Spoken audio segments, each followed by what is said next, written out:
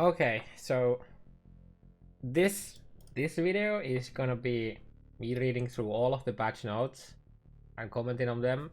I'm gonna have like a shorter TLDR, my opinions on the patch note shit on a different video, which will be there shortly after this is done. Okay, this is probably gonna take an hour, two, maybe more. Remains to be seen, but I will have a shorter as well. It's not gonna be short, but it's gonna be shorter than this. Okay. Get the zoom in. This good enough? Or is this too much? It's fine. It's good.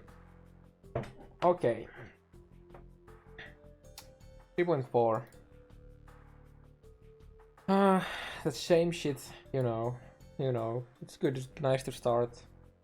There are standard hardcore, soul cell phone, standard hardcore, variation delve. Yeah. Same core mechanics items. In the Delve Challenge League, you will delve into Azeroth's mine, infinite depths.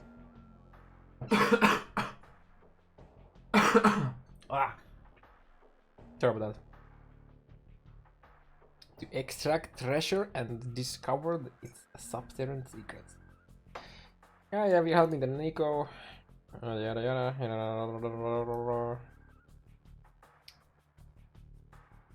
Yep. Bring players to light your way. Yeah. Carry dynamite. Yada. You all know that shit already. The deeper you go, the more dangerous and fierce both the darkness and the monsters that inhabit it become.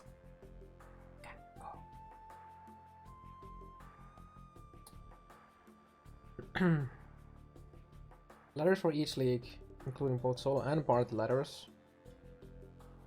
For non-solo cell phone, track your maximum depth. Prove once and for all you have the best build for this particular thing in the game, okay? The best build for Delve isn't necessarily the best build, it's just for Delve, okay? It's really hard to make the best build that does everything the best, okay? Good. We got that out of the way? Nice.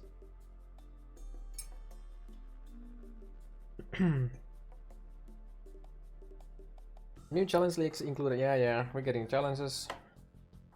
We're gonna get Knight's Pet. I like the birdie. Ugly as fuck wings, never gonna use them, and a nice portal. The portal is fucking lit. I want that shit. Yeah.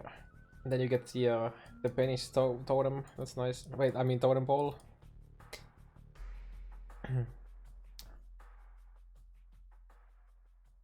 Added a new strength, intelligence, and smite. Perform a melee attack, and in doing so, cause lightning strike at a targeted location or nearby enemy, dealing damage in an area.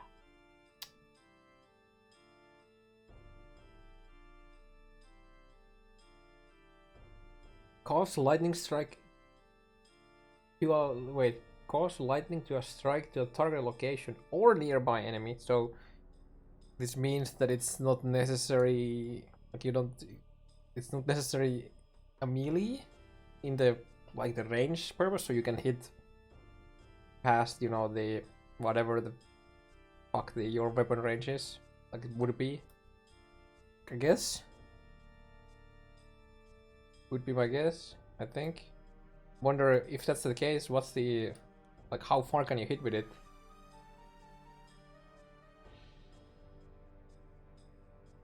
Gain a temporary aura which grants added lightning damage when you hit an enemy with this spell. This skill requires sword, axe, mace, staff, or unarmed.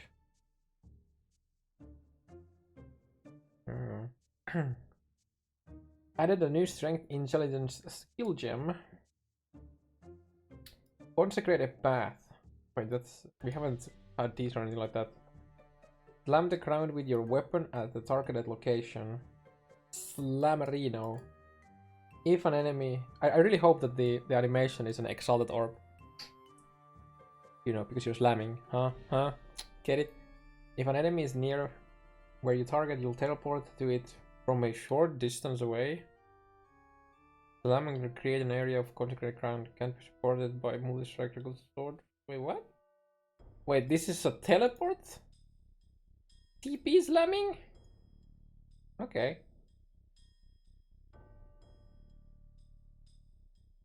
Okay. That's... You know what this reminds me of? This reminds me of the... In POD, the Paladin has... I don't remember the name of the skill. I mean, this is basically like a flicker strike with a built-in AoE and a effect, like a regen effect, and doesn't consume a frenzy charge. I guess the big deal is that you can't multi-strike it. That's the big deal.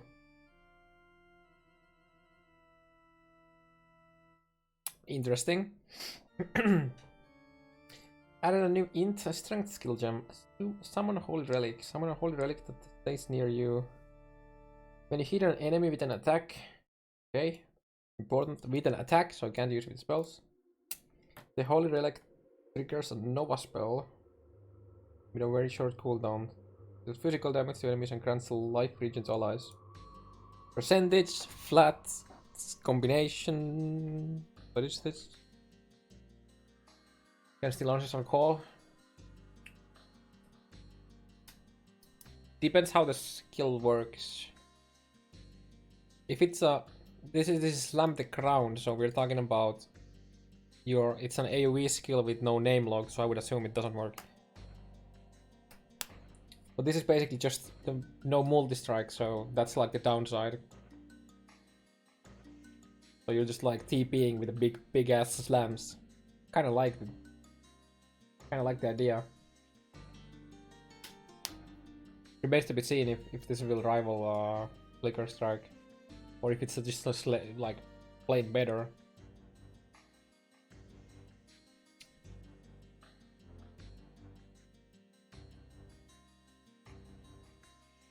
This life regen is more effective to your minions. Okay, so you have summon holy relic. Question mark. Is it targetable? Will it die? It has... Since it's a buff, right? Physical, so hatred is nice for it. Remains to be seen how good it is though.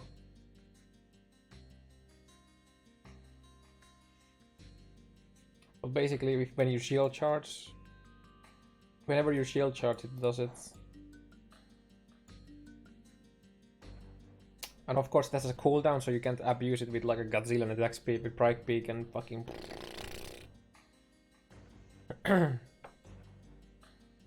New strength intelligence game, Herald of Purity. Grants a buff, adding physical damage to your spells and attacks. When you kill an enemy while you have this buff, you'll have someone ascending of Purity or refresh the duration and life on an existing one. If you have a maximum numbers, blah, blah, blah. How many can you have?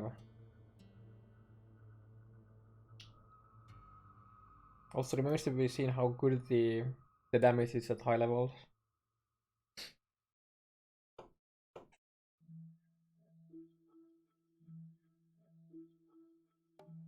Added a new dex.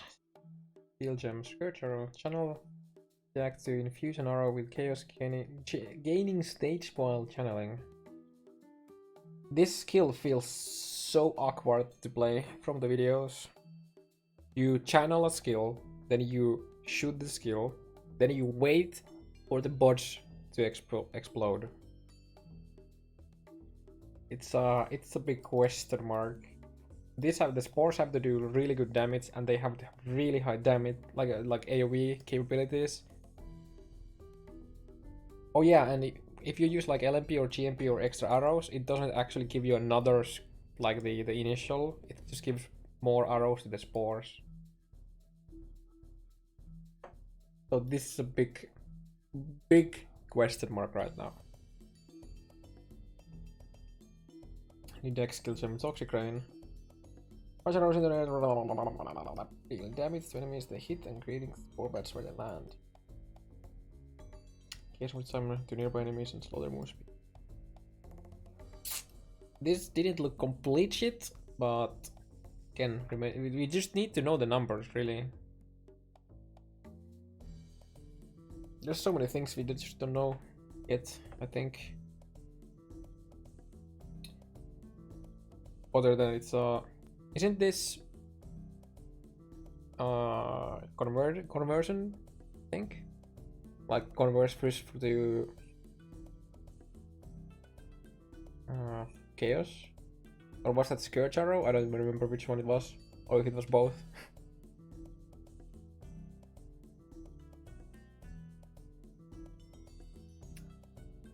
Herald of Agony grants a buff. Give you more poison damage and chance to inflict poison. Many poison enemy will have this buff. You gain virulence and summon minion that uses projectile. You will lose limit over time. The minion will die. Capped at 40 virulence. This was. There's another question mark about this skill is, does the agony crawler that you get, or whatever the guy was called, is it targetable? Because if it's targetable, that's really bad in a lot of cases if you don't have like the don't take any damage from chained skills. It can be targeted. Like if it cannot be targeted, then you can just use it on any poison build basically, and it's just like a nice extra. Just even if nothing else, for the more poison damage and chance to poison. Also, I'm curious if we're gonna, since it gives you a buff of like, you know, you get virulence. Are we gonna see unique items that give you buffs, or your minions more buffs based on virulence? That's the interesting part here. Since it gives you a buff, there's something cool they could do with it. Maybe in the future, or now already. I don't know. Added a new wall skill. Ancestral Warchief summons an ancestral totem that attacks enemies with a powerful cascading slam while near it. Summons an ancestral totem that attacks enemies with a powerful cascading slam while you're near it. So it doesn't mean that it's gonna be able. It's like it can have overlap, like kind of like glacial cascade. If the enemies are far away, it will leap as it slams. Go. That's great. Being near it grants you more momentum. Okay. Can I have both of this up? I assume since they're different skills, Small Ancestral Warchief and Ancestral Warchief are two different skills. So I'm assuming by having both of them up, I'm gonna have two different more melee damage multipliers. It's pretty cool. This has to be insane though, for you to not use the double strike. Then again, if you're only using double strike for like map bosses, and you still have a totem too, I don't know, who knows, maybe just the one link totem to get the more multiplier could be worth it on top of the double strike. Who knows? New deck support gem. Withering Thoughts. Supported skills gain a portion of their physical damage. Extra chaos damage have a chance to inflict wither on hit. I like the fact that you can wither now with attacks.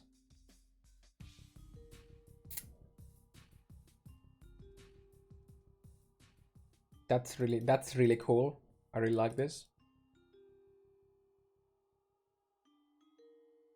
You can literally make it like the Herald of Agony or the other Herald, Purity. Give them this, and now you're slowing minions, and they take extra chaos damage. Interesting. You can do a lot of different things with this as like a support point of view. Added a new Atlas of World feature, Shaper Strongholds. This will appear once you made the Shaper. They have multiple Shaper influence modes active. Oh, that's what they are. So they just have like more of multiple. Okay. I was wondering what the more powerful means, but they just have, there's like a pool of there's like balls. There's shaper, uh, doing the triple balls. There's the golems or like whatever things. And then there's the dot balls, right? So just gonna have multiple of them. I wonder if it's gonna be like 2 or 3 or, you know. Bosses of these maps can drop extra sextants, sigils, shaper influence items, and unique items. Oh, so they did make it like this. Okay, now the big question is, will the influence swap even if you don't kill the boss? Or is it like how it's like with the Elder Guardians, and you have to kill the Guardian for the the influence to get out of it, or like the influence, like the Guardian to go away? Or will it like get rid of the influence even if you don't kill the boss? Because if it doesn't get, if the stronghold stays until you kill the boss, if you get it on a good map that has a horrible map boss, for example, you could just farm that with the empowered shaper shit, which means more monsters, which means more maps and loot on overall. My guess is that it will get removed. My guess is that it will get removed normally, so when you like clear like 60% of the map, or just kill the boss. Remains to be seen. I really like the fact that it gives you some extra dona when you kill it. Added 26-ish new unique items, 3 of which are designed by supporters.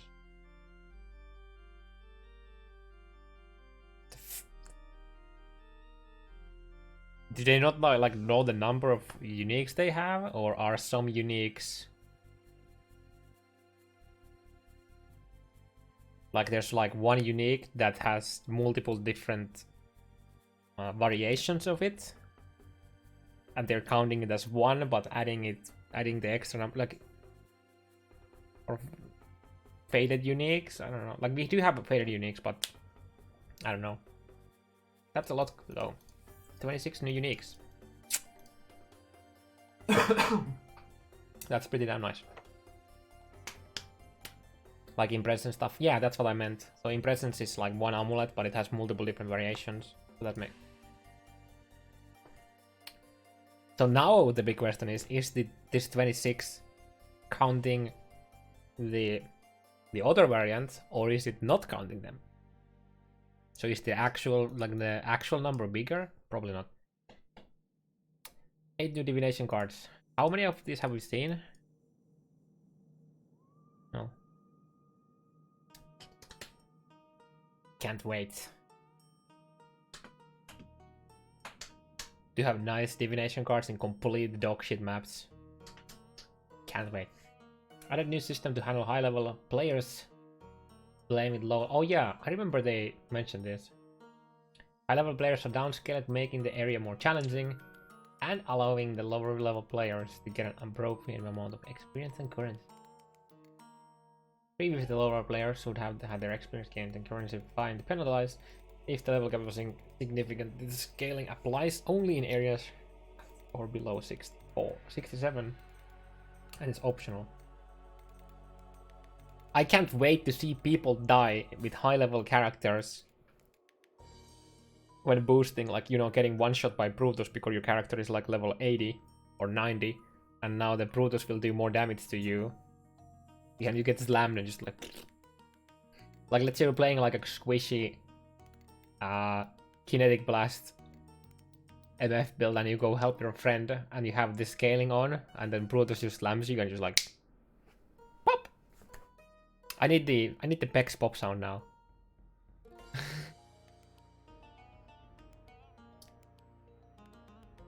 100 how the downscaling goes. I mean, it's probably just monsters deal damage based on, you know, the map level shit, or like if you're like level 80, you deal damage based on like maybe level 70 or something like that. Like I would assume that they scale them for you like that. So let's say that usually level 80 character is in low tier maps, something like that. A level 90 is usually in like at least like the 8 or shit like that. That'd be my guess, but I don't know.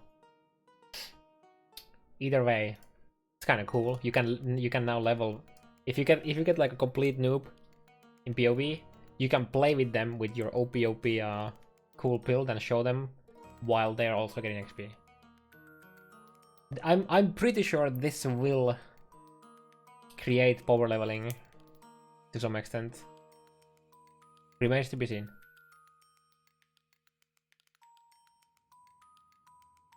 And it's not really needed, but added the new shadowed point light, global illumination, and ambient occlusion graphics. Significantly updated the water, Vesi, water simulation used by PoE. It now flows correctly around corners. Ooh, at the realistic speed based on the shape of a nearby terrain, synthesizing. Boom. Added a new tool which, when hovering over a support gem, shows which currently equipped skills can and cannot be supported by it. This includes skills built into these items and skills whose wing functionality has been changed by other support. Damn, that's really nice. Okay, I was wondering if they're gonna make this like if you put Righteous Fire, if you link Righteous Fire with Arcane Surge, will it now show that void, like not void, Swift Affliction? It was the name, I think. Works with it. And if you link a melee skill, for example, Double Strike, with Summon Phantasm on kill, now chance to bleed doesn't work anymore, because now the Double Strike has been turned into a Minion skill, because the Summon Phantasm is on it. So chance to bleed no longer works with it. Some cool shit. Wonder if they're gonna do that. Minor new content and features. You can now right click on a stats tab in the drop down list. This is so good. This here is added the new vendor recipe.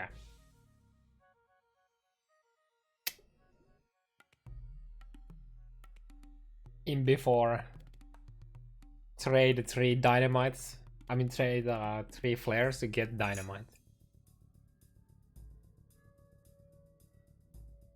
No, what I want this to be is a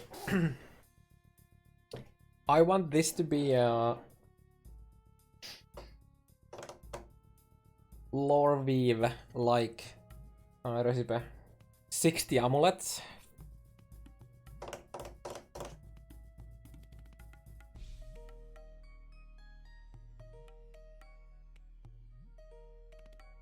Vendor 6 lore used. Actually, Leukka is right.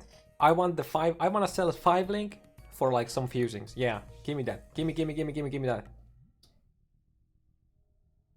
Yeah, I want that too. Now that you mention it. New faded unique prophecies. Geoffrey's, the maze, and do we know the last one?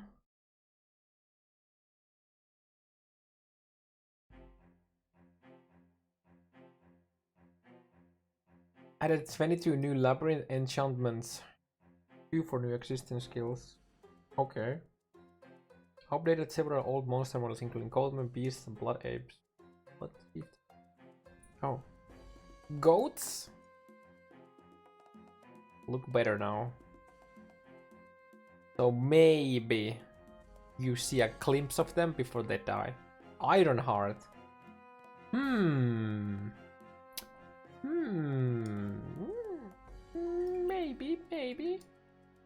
Maybe. Who knows?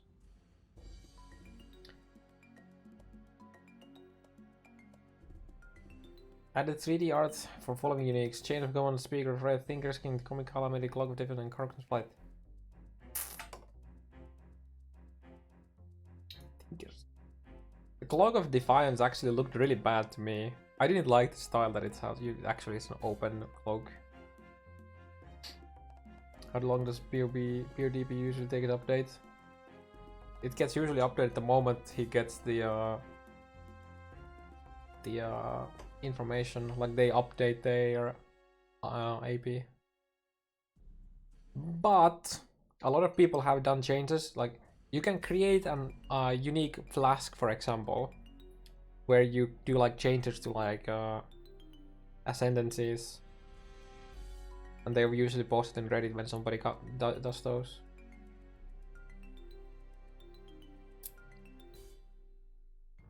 Updated the visuals for several older skills, namely Ice Level, Cleave, Frenzy, Heavy Strike, Caustic Current, Double Strike.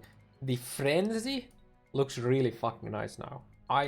That makes me want to really buy the Poet's Pen just to be able to use Frenzy with the new cool animation. The default attack of yeah. I read the Luke League information panel, which can be during character creation. That's kind of cool. Nice quality life. Item filters are now capable of displaying minimap icons and light beings for specific categories, and capacity to use custom local sound files. Oh, yeah.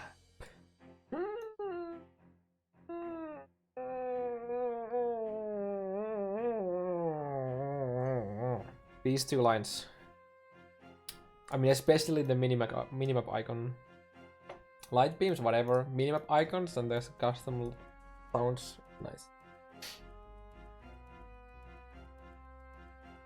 We can finally have the slap when something good drops, right? Important dialogue options like quests are now highlighted. Oh, that's really nice actually. Now you don't accidentally miss the Act 9 take a skill, you know, the skill book shit. I still don't understand why we don't get the default window for to take the skill shit. 2v2? Ooh. PvP paths. You can now filter the passive skill tree by terms keystone and notable. Okay.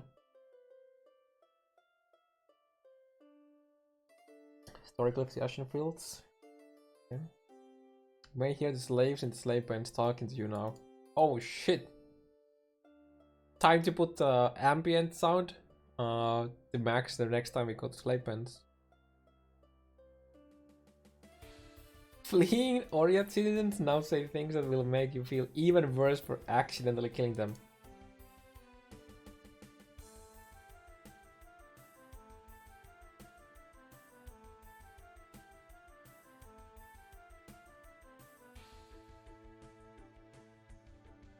The fuck? Who accidentally kills them? We kill them on purpose. The fuck?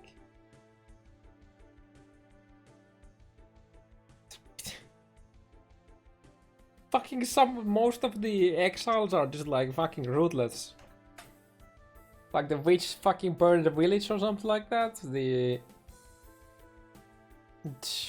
Shadow is just like a fucking murderer and fucking... I don't even know if they give XP, but I'm killing them. The guy who opens the gate to Linus Watch now also said something. Hi, I'm Chris Wilson from Grinding Gear Games. Welcome to Linus. No. That would be fucking great though.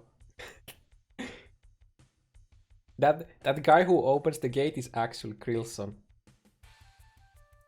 There are now children hanging out in Orange Square.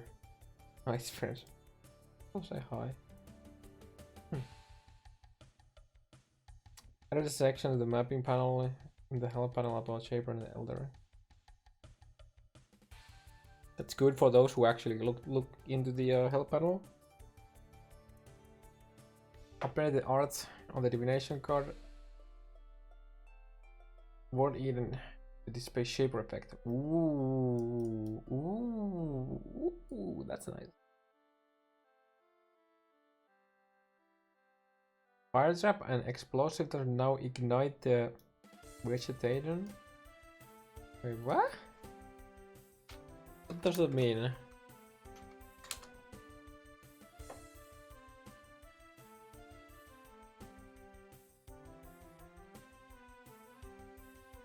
Oh, like the grass and shit. Oh, I get it. Yeah, when you burn the grass. Yeah, I get it. Improve the physics simulation at low frame rates. Ooh, nice. That's a buff for me.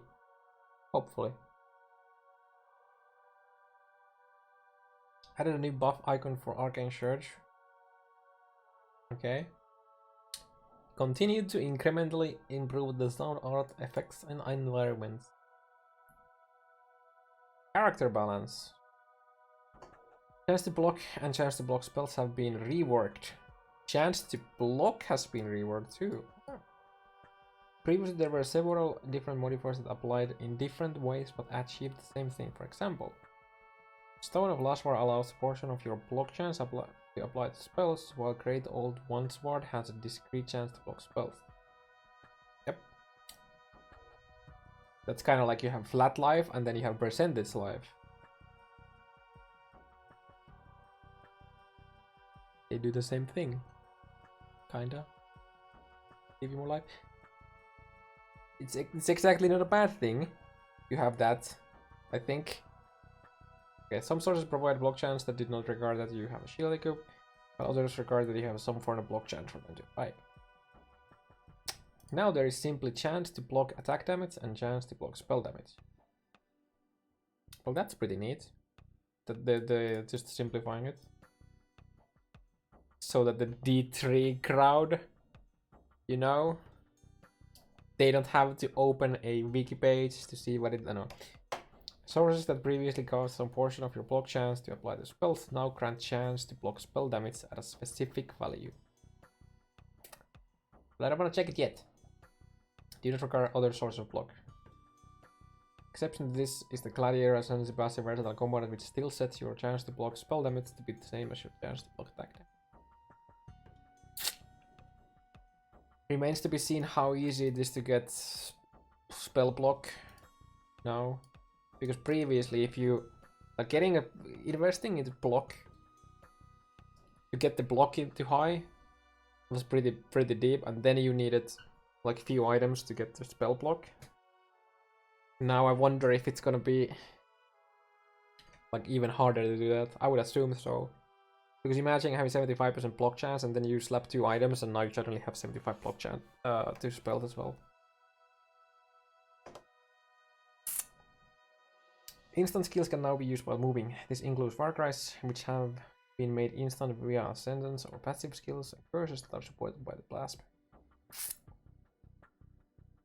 Note that the skill which is ordinarily instant, such as power, will not be instant and therefore unusable while moving. If it has a cast speeds change before it's spell totem.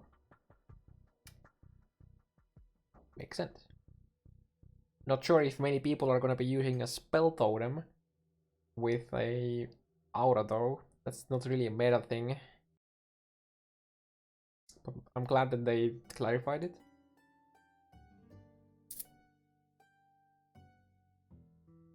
Please note that there is a known issue right now where an instant skills with cosmetics applied that would ordinarily change their on-cast effect instead of use the default on-cast effect. Oh yeah, because yeah, okay, makes sense. Like Immortal Call and shit. Oh yeah, never mind, Immortal Call is not instant. Haha. Secondary damage, such as the explosive part of Explosive Arc, can now be blocked, dodged, evade, and spell blocked. Yeah, so if the secondary damage is dealt as attack, you can evade, dodge, block. If the secondary damage comes from a spell, you can spell block or spell dodge it. For example, Explosive Arrow is secondary attack damage.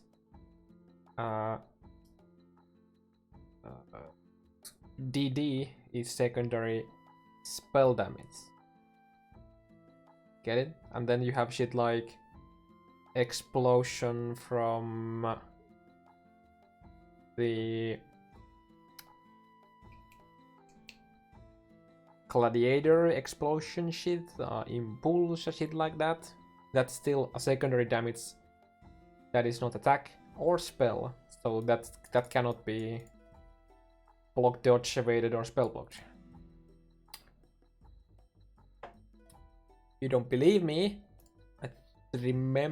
I'm pretty sure Mark mentioned this somewhere. Let me go find it.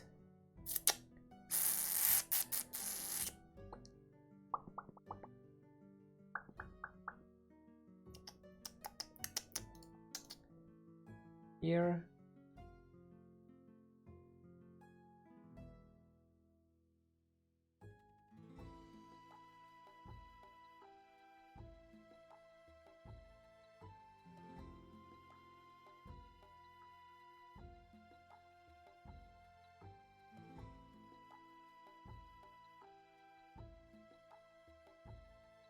Here. Yeah. This is not the full shit, but so he responds to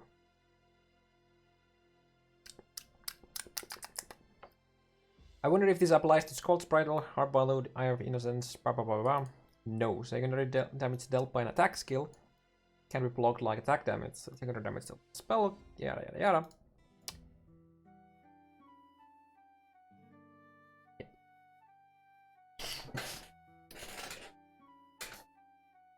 There we go.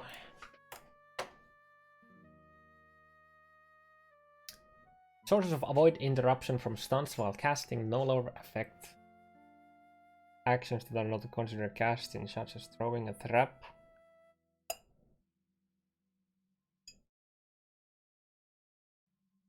I mean, that's a nerf, but it makes sense that they're changing it because they are not casting.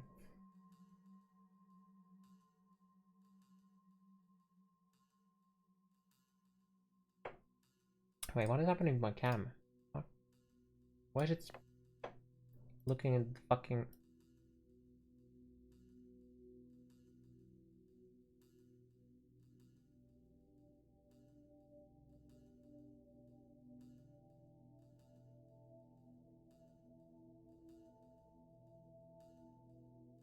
Yeah,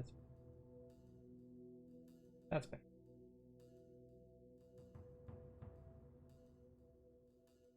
It's still looking a lot into the yeah, that's better. That's better.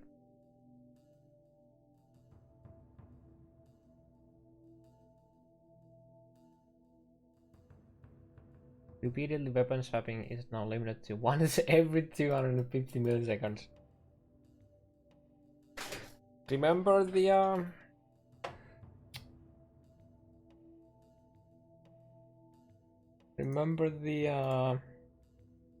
weapon swap build?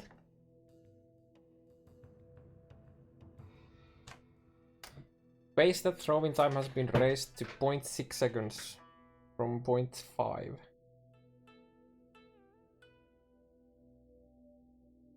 I mean, it's not the end of the world. It's not the end of the world.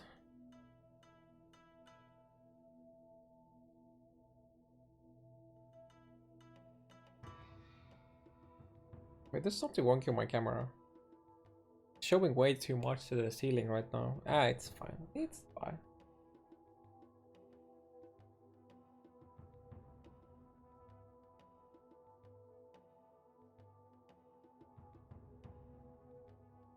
Auto targeting done by single target melee attacks as a heavy strike or multi strike. Any attack triggers name login. Now targets enemies within a wider area based on the total range of your attack. The width of this targeting area grows by 1 unit per 3 units of melee range. Okay. That's nice. The following melee skills now gain additional melee weapon range every 7 levels.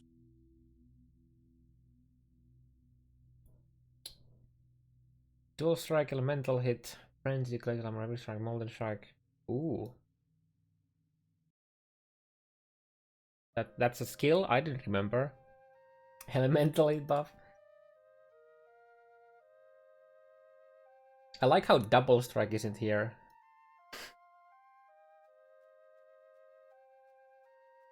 A Wild Strike? That's actually pretty nice Wild Strike.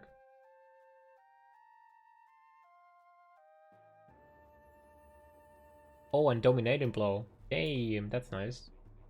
The following skills are now instant by default and can therefore be used while moving. Blood Rage, Structured Fire, Molten Haste, Vitality, so all auras. I like how they had to like list them like this, but all auras. Before there's like 1 hour that doesn't work.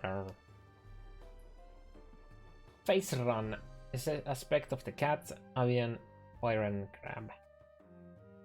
All these skills now have some sort of cooldown. Okay. Instant skill cannot be supported by spell echo and will not be cast second time by similar effects. That's nice. Can we get this for now for Leap Slam and shit like that? Thanks. Wall Soul gain prevention time is now modified by modifiers of skill duration and buff duration if the monitored in some way. For example, reducing the duration of Wall Earthquake or Wall Storm Call will also reduce the wall gain prevention time while increasing the duration of the whole increased wall. Yeah. So that's basically two buffs and everything else got nerfed. I really dislike that shit like they should just increase the duration of wall clarity, I feel like. But I get why they're doing it.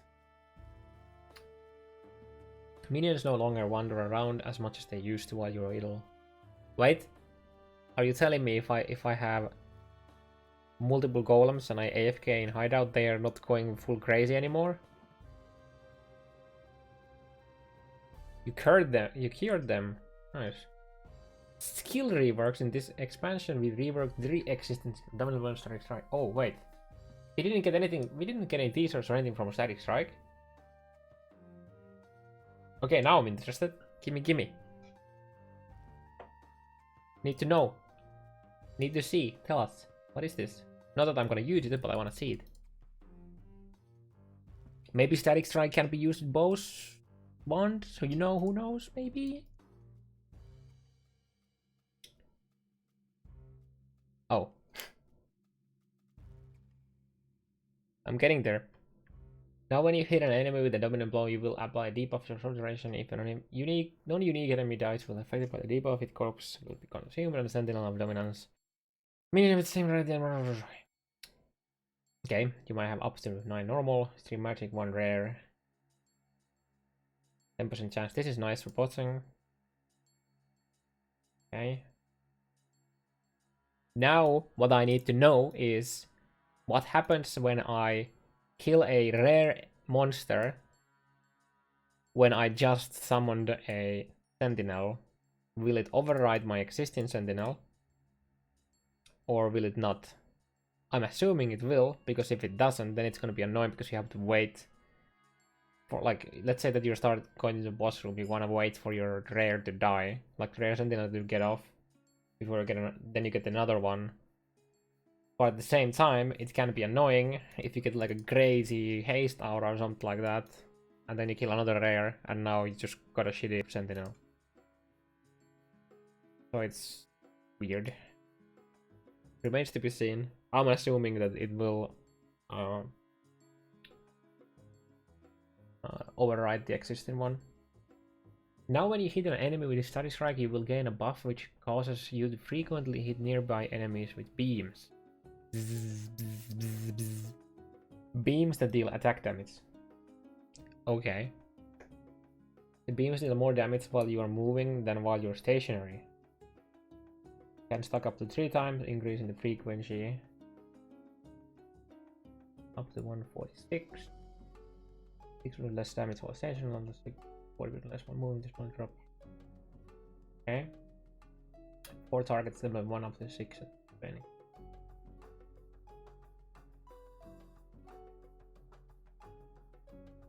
So wait, you can have 3 beams. Every beam more beam you get, they hit more faster. So eventually you'll be hitting 18 mobs with 3 beams.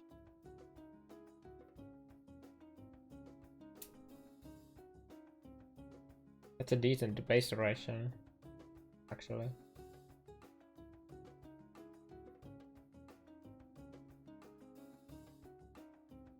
At 10%. So when you have base duration and each stack increases the beam striking frequency. Now the question is one stack 0.4 times 0.9, or is that for if you have 2 beams? So is the first one also... Is the first buff also increasing the frequency? Or wait, what's... I mean, it says each stack, so I would assume that the first stack also does. Okay. But at that point, knowing the base is kind of... Actually, no, wait, it is... Wait. So less... Wait, would you want to use less duration on this? To lower this? If you can lower it with that.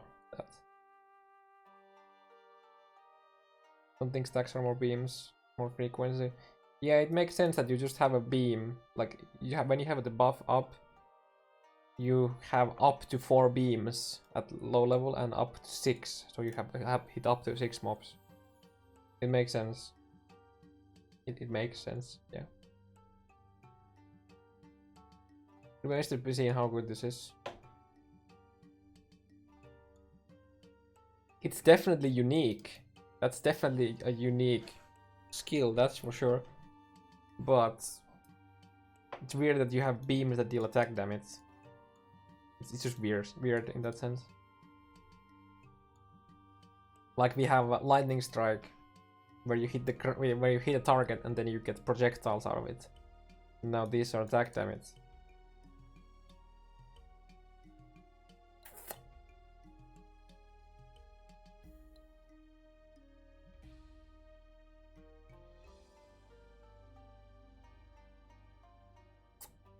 Yeah. The less duration might be, I don't know, remains to be seen. I don't know, we don't even know based on this that if it works.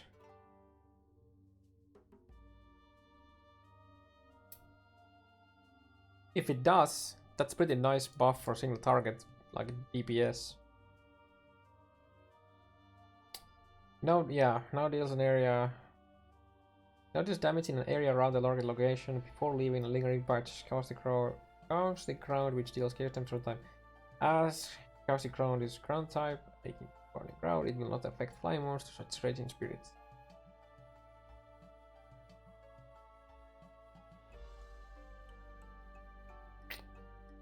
Okay.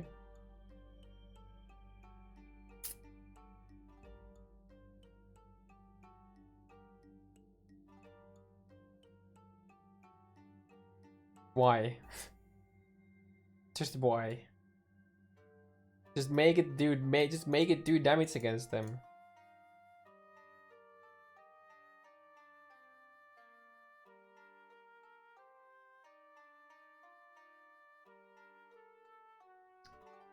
Now a base duration of 2 seconds. Physical damage according to chaos. Yeah, that deals 7 base chaos per second at gem level 1 up. Just feels silly that it doesn't work.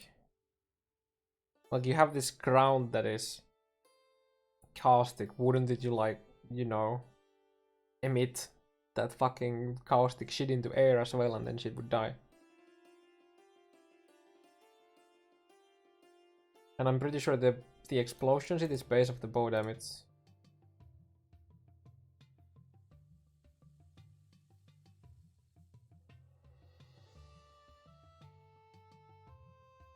I emit caustic stuff into the air daily when I talk, yeah.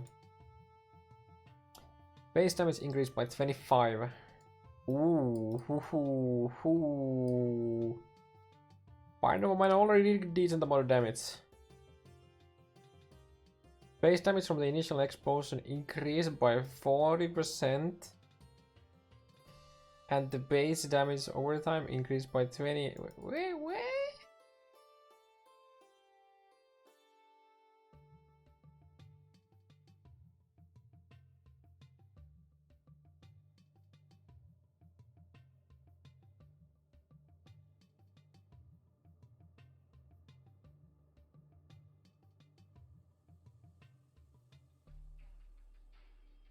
Okay.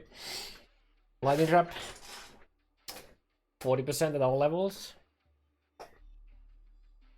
If we ignore the throw speed nerfs, I think this actually got buffed. Same with here. Oh, ice trap is actually getting buffed too, finally. Explosive trap.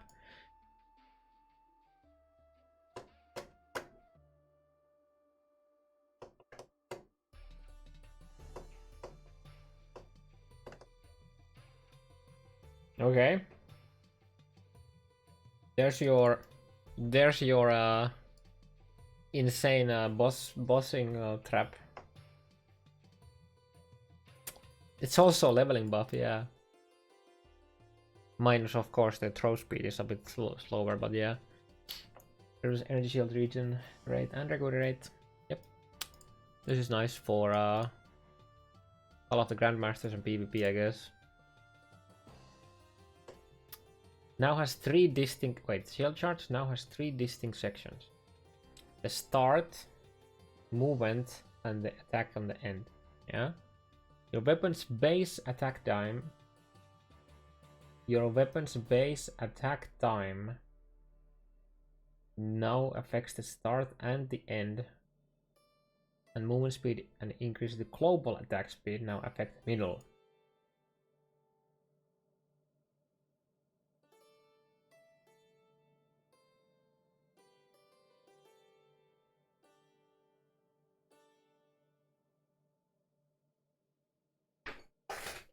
Let me just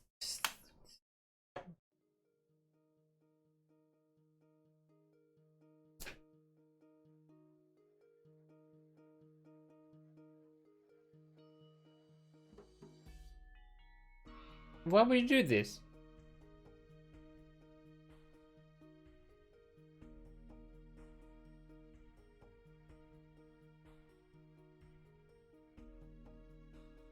Why would you do this?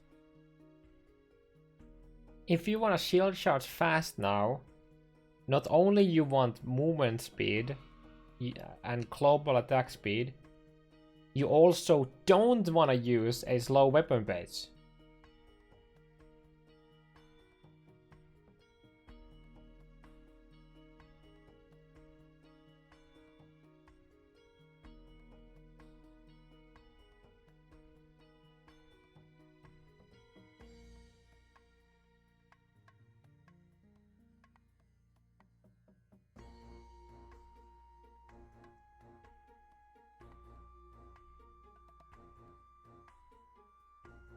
Why would you do this?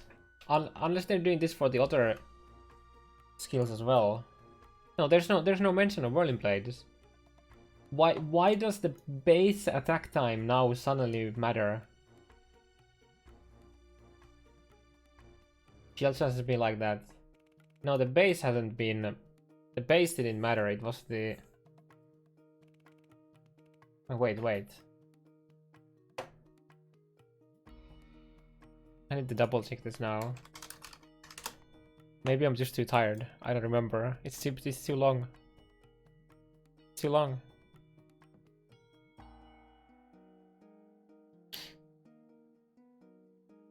I'm pretty sure it was the local attack speed, not the base. The base is the attack time of your weapon before any local multipliers. That is the base. But do they... What do they mean with this? Do they mean with the base attack time that they mean the attack time? No, but they meant the local attack speed modifiers no longer affect the middle movement part, whereas previously they would.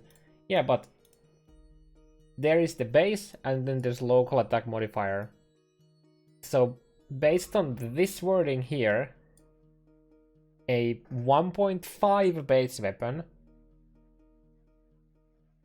will be faster than 1.4 base weapon with the same attack speed modifier.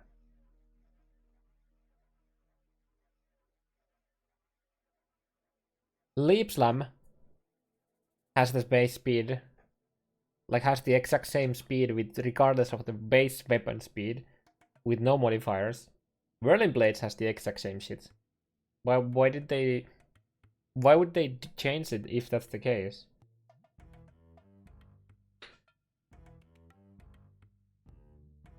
Because, right, so let's say that based, like, okay, so let's say that this means of the local attack, right? So, like local attack speed modifiers. A 1.5 weapon. 1.5 weapon. Oh shit, thanks for the host, Octavian. You already read the patch notes? I'm not even fucking halfway, I think. Okay, so if you have a 1.5 base weapon with 20% attack speed, now you have 1.8. Okay, if I have 1.3 with the exact same local modifier, it's only 1.56. So based on this wording, now the weapon actually matters. If this is how it should be.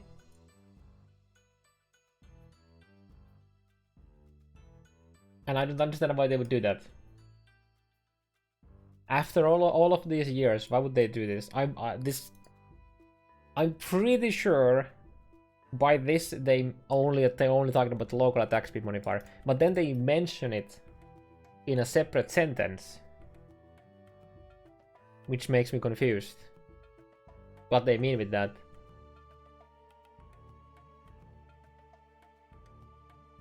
Maybe they think it's more intuitive this way, since that's how people used to assume it worked.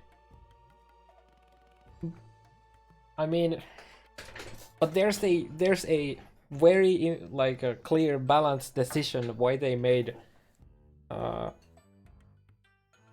like attack, like a mobility skills only be affected by local attack speed modifiers, so that the slow weapons wouldn't be complete garbo compared to fast weapons. But now they're doing this, which is weird. If they are doing this. But this means that you can't, if you want a shield charge, you don't want to use a slow weapon, like base weapon. So if you're a caster, you actually want to use a fast. Let's say that you are a caster using a dagger. Previously, you would use a Chris, like, you know, crit caster. You would use a Chris because it has a higher crit chance, but it has a lower base speed than like an ambusher. And if you're using a sceptre,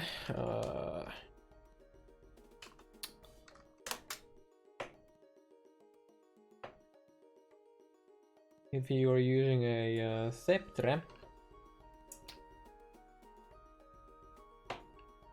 and you're using previously, like now you want the pen, right? This is only 1.3 base. And now if you want to use the 40%, that's 125. 125. So if you wanted to use a mace, like a sceptre, you would have to use Karui sceptre for the base speed.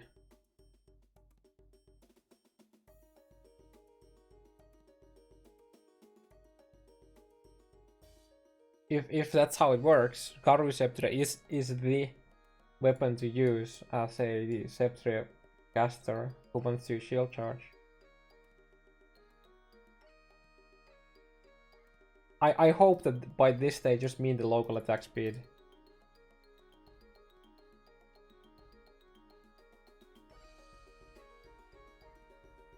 If you know still want base for start and end. What has changed? No. Previously only local attack speed modifier on your weapon mattered.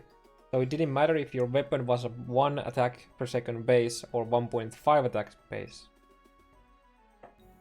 This is just a big question mark to me. I need to like ask Mark or something about this.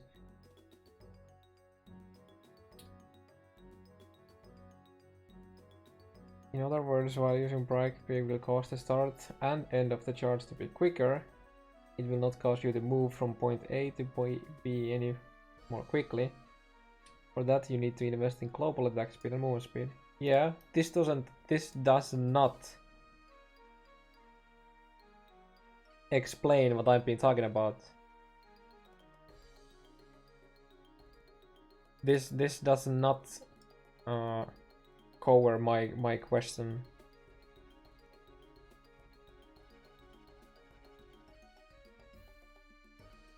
It's really clear how they worded it. I'm not sure if you guys understand what's my issue with this. It's not like, let's say that I had a, what's Bright Peak base?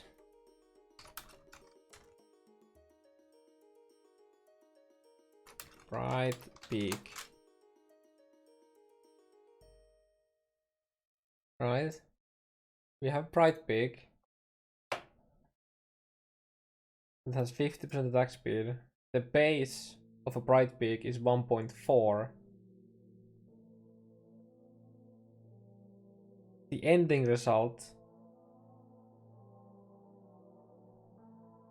Okay, so by this, your weapon's base attack time. So Bright Peak is 2.1 base.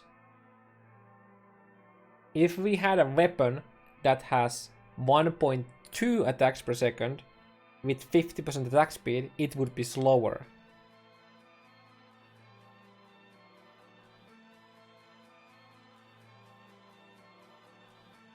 Previously, it did not matter what was the attacks per second at all. The only thing that mattered was this here. This number meant fuck all, nothing. It was this and this only. If this now matters, you want a fast weapon instead.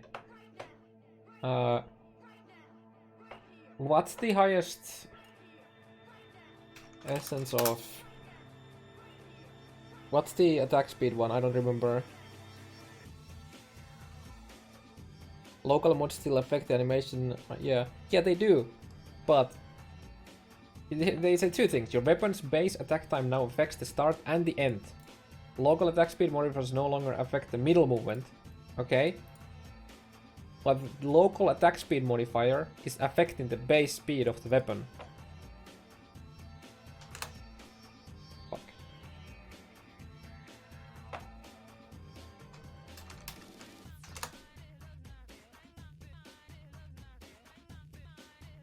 So if we slap a deafening essence of zeal, which goes up to 30% into a 1. Wait, what's isn't 1.6 the fastest weapon in the game? But for Sceptre it would be 1.95 now.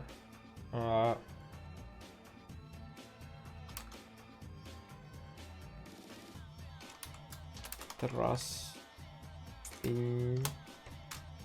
Fuck. Let's go with foil, I guess. Why did I keep type point? I mean, fucking 1.6. No, but you guys don't understand. You don't understand the difference here. That's okay. So foil is 2.08, which is basically the same as Bright Peak then.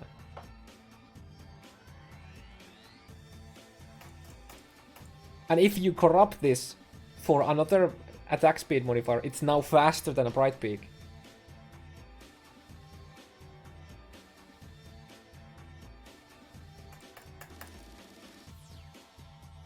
If the change is what I understand, a jeweled foil with Essence of Zeal with a corrupted attack speed implicit will be faster than a bright peak. Right now, the two aren't even comparable because bright peak has 50% increased attack speed, while this would be having like 30. And now you have to remember, Prismatic has a very slow base and it has no local attack speed modifier.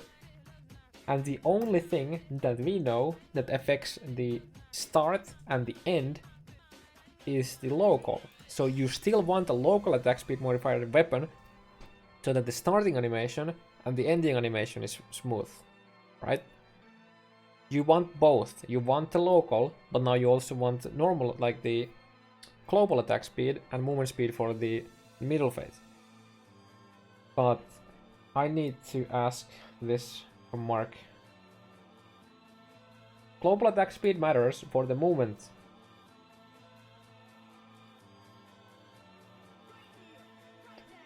And we don't know the scaling difference between local and like global. Like will a lot of local attack speed make the start and the end really smooth, or will global make the movement speed really fast for it? Like we don't really know the scaling.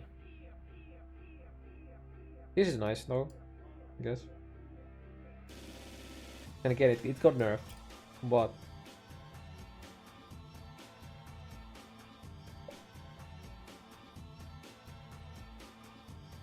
how much does it matter? The movement time is important. I mean, it's the most important, sure, but if it takes you half a second to recover from the ending animation, that's pretty fucking bad. But this, for any this is just. I wish that they clarified this. I mean, I will get a clarification for this. I'm assuming that the actual base attacks per second will not matter, and they're only talking about the local attack speed modifier. But at the same time, if this could be a case to nerf Bright Peak, because Bright Peak has such a high base, like the local attack speed modifier. But if they do that, they are nerfing other weapons a lot as well, like all weapons with low implicit things.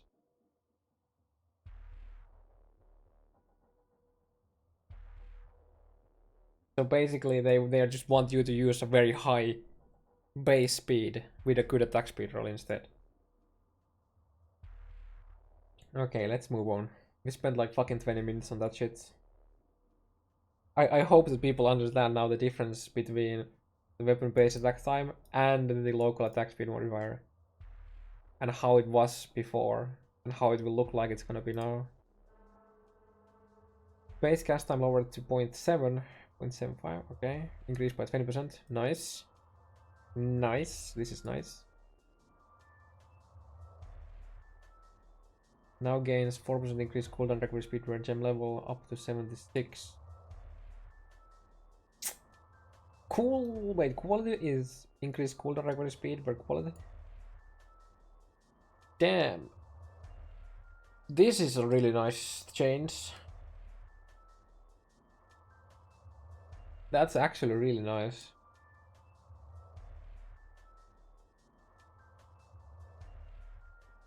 It's a 96% cooldown record. That's almost cutting your cooldown on Flame Dust all at level 20. It's actually almost let's say what's the cooldown recovery, right? The cooldown of Flame Dust right now. Like 2 seconds, 3 seconds, I don't remember. Flame Dust cooldown right now is 3 seconds. So it's like 1.5 with this.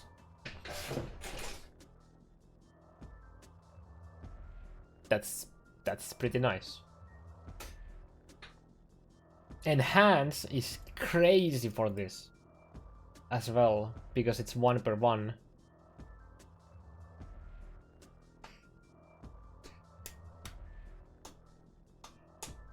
I mean, so is empower, enhance, flame dust. Let's also wait. 21 20. Yeah, 2120 is 1.5 second cooldown. Nice.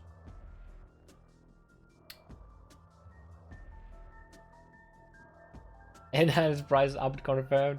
Dude, you're gonna start seeing people running +2 fire, +1 all skill, shield, weapons, with enhance, empower, flame dash. You know, level 5 empower. That's 16% extra cooldown recovery speed, and then level 5 enhance is level 5 enhance is, I think it's 8 per level. I think.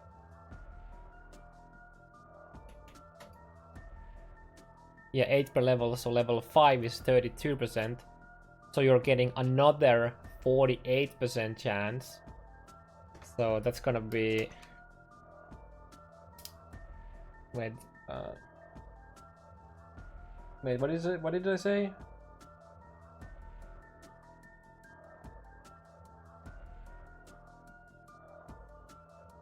What did I say? Fuck, it's fine. It's like 1.2 or something. It's not worth it. It's not worth it. Don't do it. Memeing up.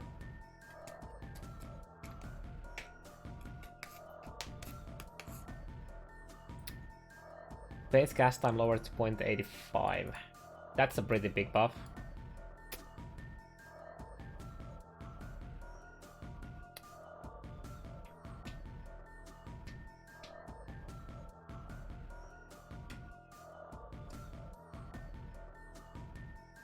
Still sucks. You can go really fast with Lightning Warp if you invest in it.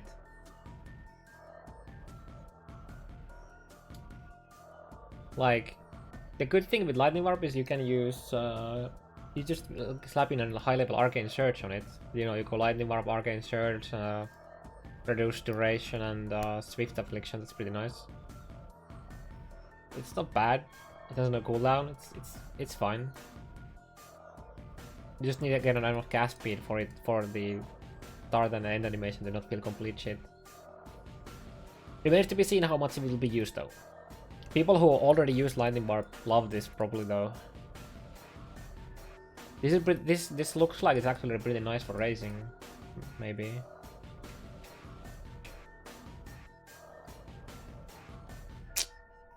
I mean, Phase Run is really nice already. Phase Run with a build that generates frenzy charges is actually really nice.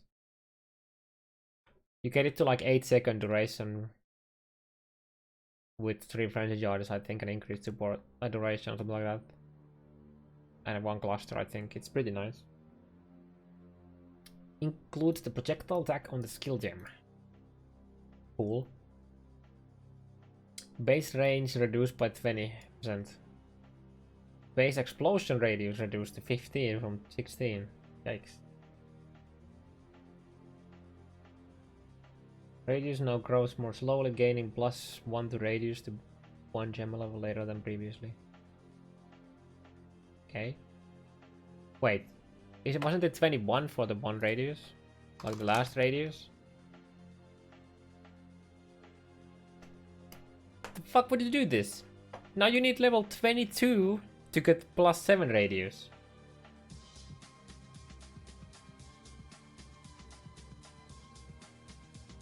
Why would you make a skill need to be level 22 for the last radius? What?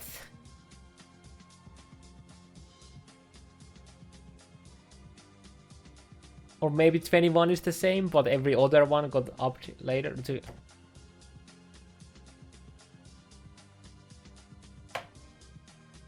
You go from 20 to 21, you get 7 radius. Like it could make sense that now to get 2 you need level 7. To get to 3 you need 10. To get to 4 you need 13. To get to 5 you need 16. To get to 6 you need 19. And then from 19 you would...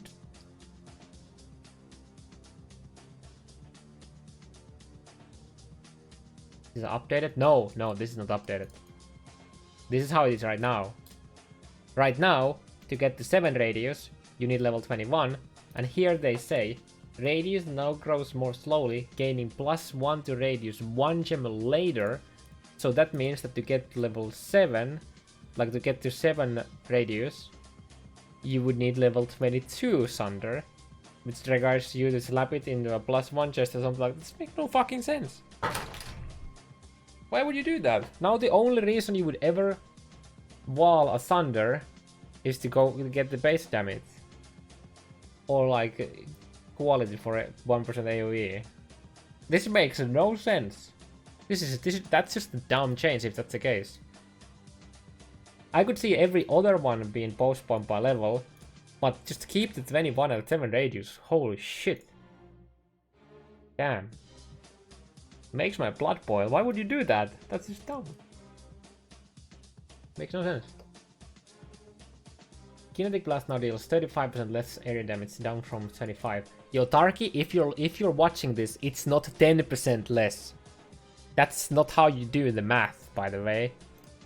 Tarky, if you're watching, the math is previously you did 100 damage. Let's say that you previously did 100 damage as a base before the 25 less, you would do 75.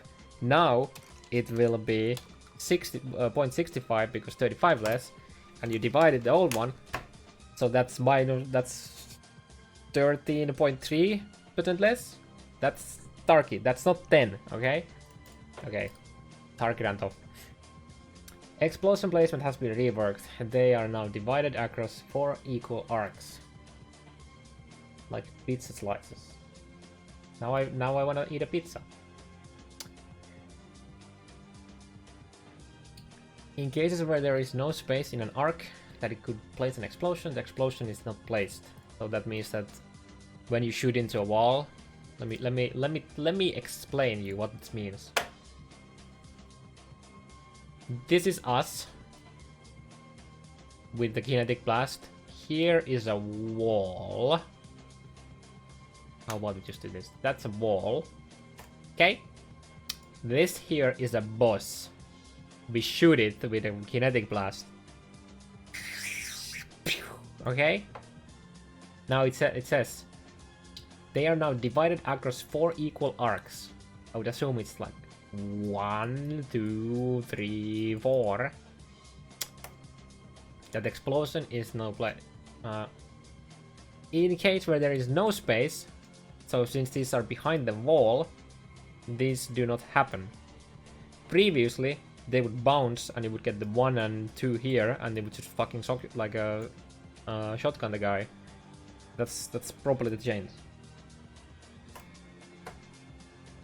That's a big nerf for indoor bossing with kinetic blast.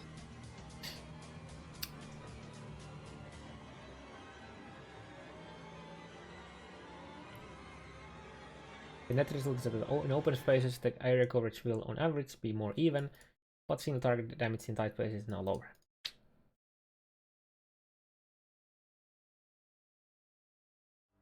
Maybe if we have MTX, KP works the old way. Yeah, kind of like having EK with the EK MTX for more projectile speed. Orb of Storm can now be cast by Mind Trap Totems and can be triggered.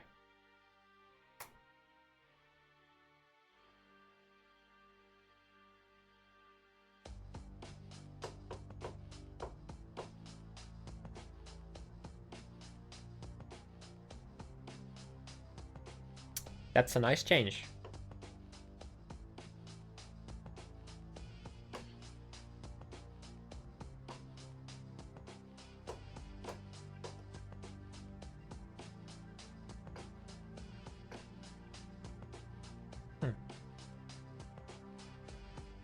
For the people thinking about having minefield mines Orb of Storm to have a gazillion Orb of Storms, I would assume that either only like none of them is considered yours, and you can't like cast a lightning spell inside all of them, so that everything just gets fucking, you know. That's what I think. In the case if that works, that's fucking amazing. And we're gonna see an Orbo Storm mines builds destroying bosses. I don't think that's gonna be the case. But if that is the case, it's gonna be kinda cool.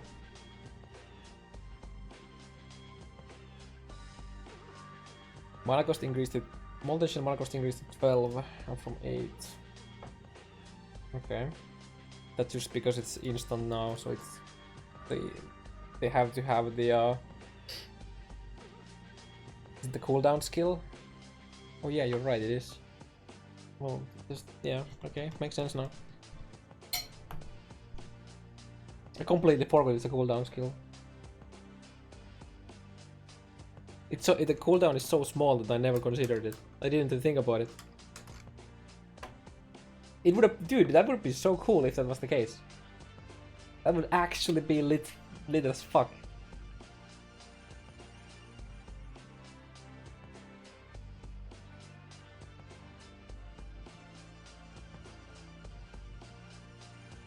I only remember that it would just be like whenever you cast another one, it would I mean, right now how it works is when you cast a new one, it replaces the old.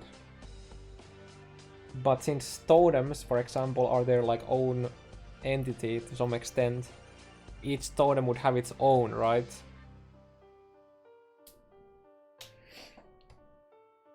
But yeah, it would have been pretty cool. Earthquake and Wall Dragon, Aztec deals now 70% up from 50, more damage. That is a decent buff.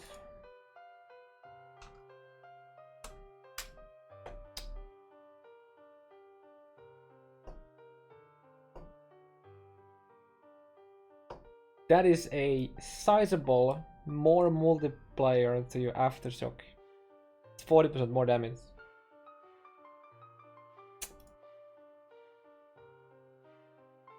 Cube is updated in new nodes. Cool. You're still in the middle of the patch notes. Wall Ride shoots fire. Now sacrifice the amount of life and energy shield from energy shield before life. Oh, that's nice for low life. Molten gain prolonged duration of second up from 5. Also, there. Oh god. So not only they are making the increases. Oh shit. Has a soul game prevention duration 40. Wait, what? Did Wall Clarity actually deserve a nerf?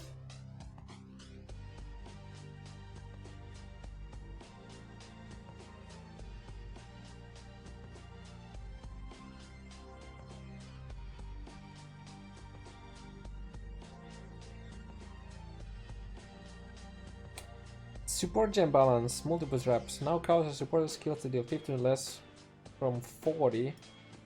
Ooh.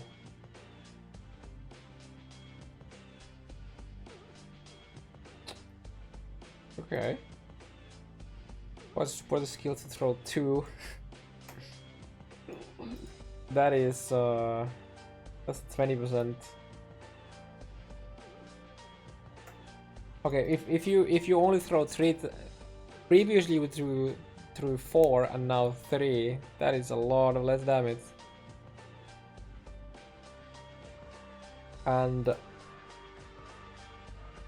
like it's you do way less damage if you were only throwing 4 before and now you throw 3, compared to if you were using Shaper Gloves and you now throw 4 instead of 5. The difference is big in damage. Now, what I don't understand about this is, if the damage was the issue, why the fuck would you reduce the amount of traps thrown instead of just make the less multiplier bigger? Because you're not nerfing the damage alone. You're nerfing interactions with items like Tinker Skin, right? Because this is a recovered energy shield when your trap is triggered. So now you have one less trap to trigger. So you nerf Tinker Skin interaction. You are nerfing Saboteur interaction. You're nerfing shit like this. It's harder to get to the life region. So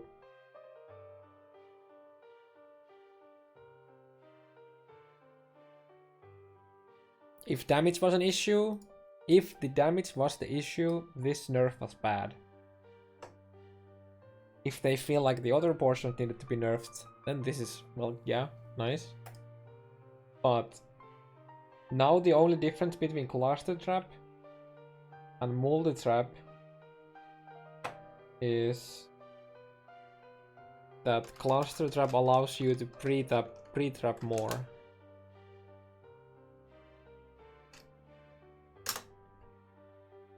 Right? Pretty much. I don't remember what's the less multiplier. I mean, okay, you have a big or less multiplier, right? This is 31, this is 36. So the only difference is that with cluster trap you can have a few extra traps pre-trapped. That's the difference. Otherwise the gems are the same. And I guess they're arranging the traps in a different formation, right? Instead of in a line, they have like this cluster. Which is kind of weird. I would feel like they would just make the less multiplier bigger and nerf the damage more instead. But I guess whatever floats their boat. Physical damage. Oh yeah, that's just they made it work with the new chaos skills, the attack skills. With the introduction of several new holy steam minion skills, we reworked the early Templar and the wait. Out of curiosity, how many other shits is there after this? Okay.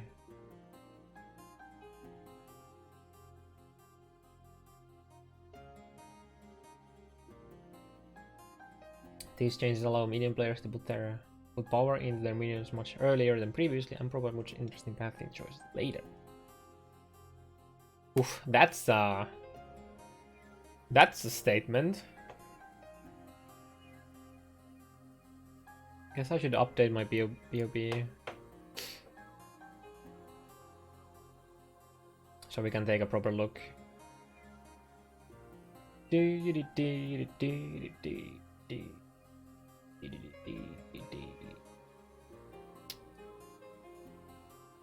also take the opportunity to improve the pathing through the Templar tree, unifying many of the attack spell and elemental passives. Ooh. Templar start upper path has been reworked. The two first passive skills now provide increased damage rather than increased elemental damage. Melee damage passive skills on the lower arc of the upper cluster have been replaced by... Okay.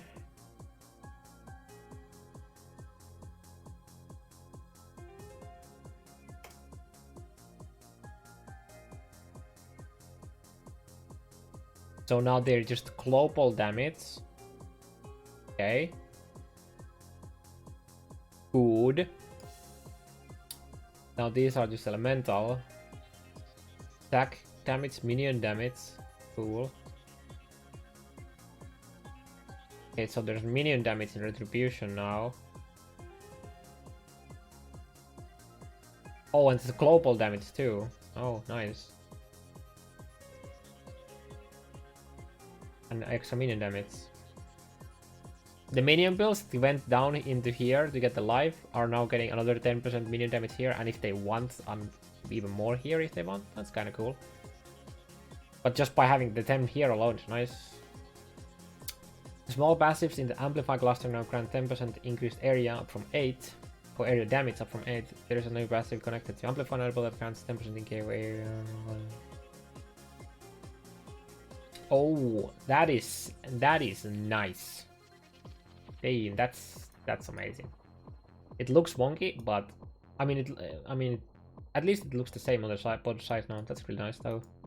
So they buffed these a bit. Area damage, AoE, area AoE, double AoE. That's 30 AoE. Okay. There is a new passive connected to Righteous Degree notable that grants 5% increase maximum mana, and yeah, so taking up with this one here. Yep. Decent. Elementalist, Catalyst, and Light of the Divinity clusters have been merged into one. Nice beam. Holy cluster. Small spell damage and weapon elemental. Blah, blah, blah, blah, blah. So now you have this. Okay.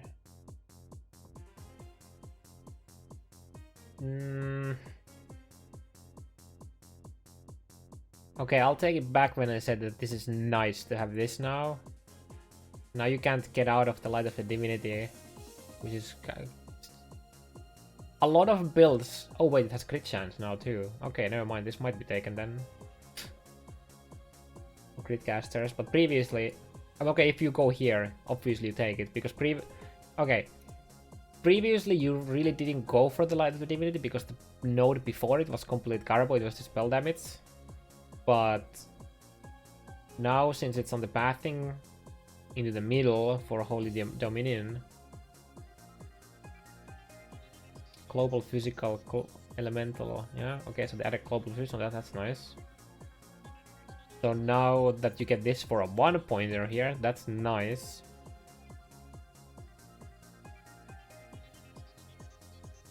Wait, previously when you get out of here you got into this, right? So now it takes one more node to get out of to get to the jewels, but you get into life faster. I like this change. I like this. I'll take this. Also, you know what's kind of cool? If you take this and then you take this, at least it doesn't look like the fucking shadow if you want to take this and then, you know, this is the shadow fucking shame area. This looks a lot better. What next? Catalyze, it's been renamed Divine Fervor. In addition to 24 elemental damage and then strength and int, it now grants 25 melee crit chance. Chance to ignite and damn, that's a really nice node.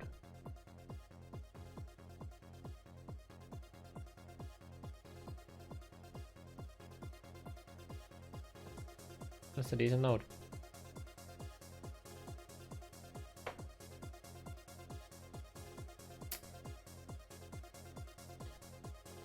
Elementalist has been renamed Holy Dominion. Now it gets a global damage, global physical damage on top. Oh, they buffed the damage too. It was 10% before. Yeah, nice. The small passive leading to Holy Dominion grant 10%. Yeah, these are now buffed slightly as well. Nice. I'm liking this. I'm liking this. Yeah, the Light of the Divinity buff. And it being a 1 point away is kind of nice. But at the same time, there were some builds that went through it just to get into here. And now that's taken away. Which could be considered a nerf for some builds, but there isn't many builds that did that. The elemental damage passive in Celestial Judgment, Celestial Imprisonment Cluster now grant 8, up from 6. Okay, so they just buffed this a bit. Yeah, these are buffed. These are the same. Okay. Oh, there is a new. Ooh, let's take a look at this. I like the fact that it's only one node away from here. And then you're only 2 nodes away from here. Minion damage. Decent amount of life, good region. Oh, it's life regen for you and for minions. Oh, that's a nice node. 20% accuracy. 20% of 0 is still 0, keep up. If you have the 1k gloves, this is a lot of... That's 200 accuracy to minions if you have the new gloves. Global accuracy, 15 damage. Increases and reductions to minion damage also affect you. I feel like they should just name this the Scourge. Because they just put the Scourge Claw in this node.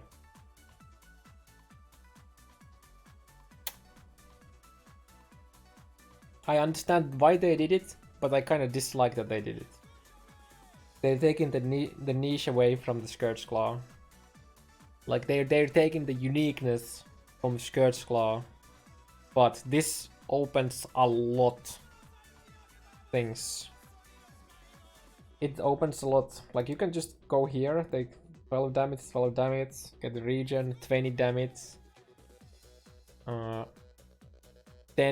damage, and then all of this is now damage for you. And if you like, you can do necro builds, like necromancer builds now, that don't use Scourge but actually attack themselves, or cast spells. That's global damage, not just attack damage. Remember that. So you could do shit like Blade Flurry with a nice spell, for example. You could do some poison shenanigans with Blade Flurry, Gasman channeling. I don't know. There's options. Righteous Fire Minion builds. Yeah. These are no global damage to Righteous Fire if you take this. That is true. More accuracy, damage, movement speed, minion movement speed, attack and cast speed, accuracy rating. Okay, more attack and cast speed. Yeah, okay. That's a pretty poker's wheel, and I think before I look into that wheel, that looks like the new wheel, I'm gonna take a quick piss. I'll be back in like a couple minutes.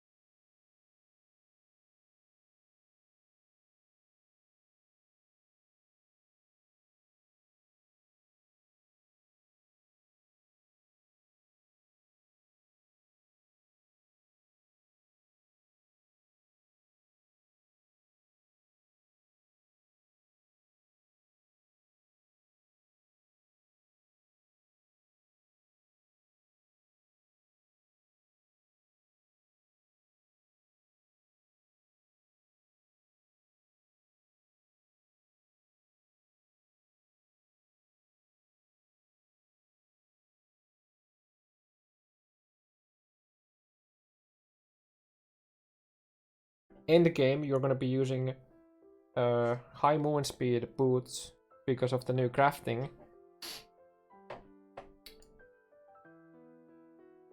Yep, that's pretty fucking good. That's a lot of attack speed. Yeah, flesh offering applies too. Yep, that is true. That is true. Minion attack speed jewels. Yep. Minions have resist, regen, and more resist. Wait, so you're getting 15 resist from these now? What was it before? Was it just 16 for 1 point? I don't remember the numbers.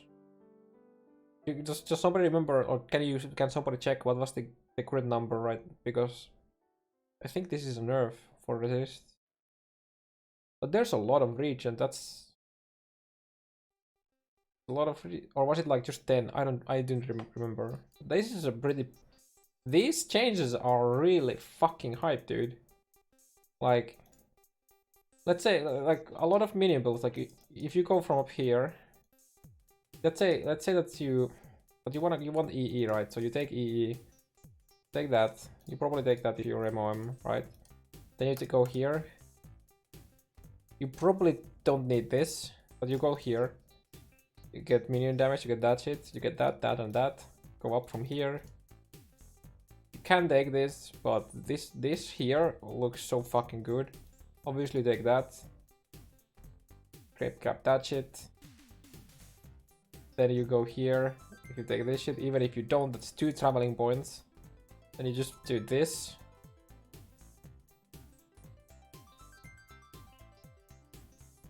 Honestly, you probably do that too. If you're SRS, you take that too. Probably that.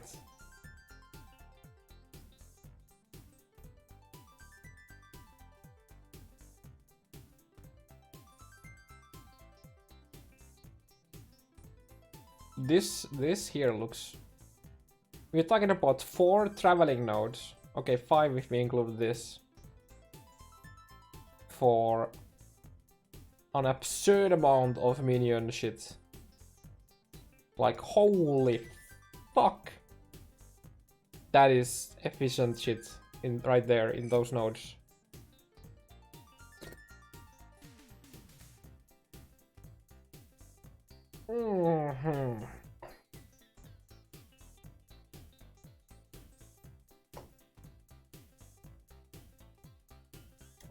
I have a feeling that I'm gonna play Summoner. Now the big question is, since you do this right, you go from here, you take this shit. Now the question is, do you come down from here, take that jewel and go from here, or do you go through here? I'm too lazy to do. We're gonna do some minion trees. Don't worry about that. But right now, this could be an option coming from here. Because of the extra 2 points invested here. Like if you play like just pure specters, you don't really take this.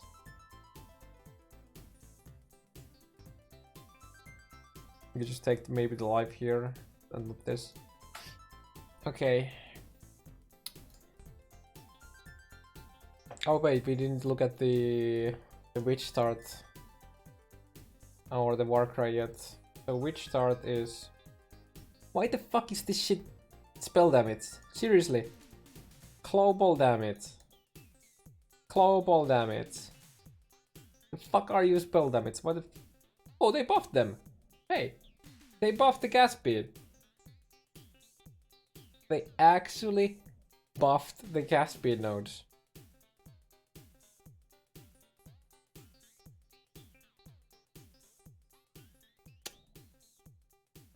That's unchanged. Minion. I was like, Minion ES? Wait, what? Okay, so Minion life, deeps, attack speed, deeps. Okay. 2 flat mana region is decent. I can see this kind of fucks up some MOM builds that wanted to just go through here for the mana. Now it's either have to go through the ES or you go to spell damage, have fun if you're an ignite build, by the way, and then you take the cast speed. If you're an attack build doing elementalist, have fun in this start. There's nothing for you. Maybe the flat 25, the 25 mana region. Other than that, it's nothing. So I totally see some people being a bit upset for MOM builds, but yeah. Okay, what else? Let's keep reading. Just combine the ES and mana, or made it like a 3 different routes. Actually, I think what would have been better is this being spell damage, giving this minion damage on top. Then if you take this node here, now these are like 20 damage nodes for spellcasters. Let's go. Would have been interesting. Okay. So we look at that. We did check that. Yep, we did look at this too.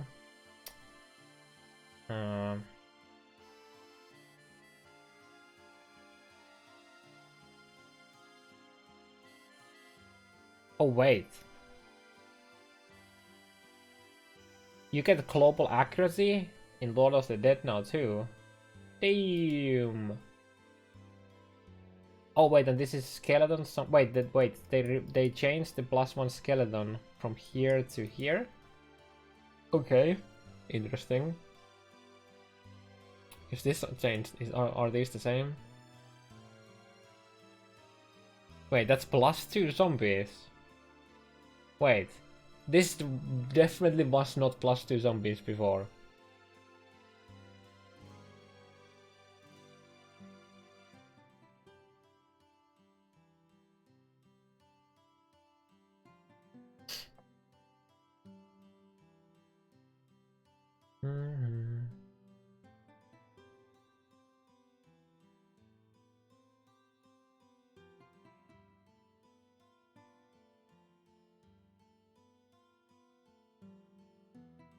Yeah, so they did move it to the Grave Intention. So the Grave Intention has +2 zombies now.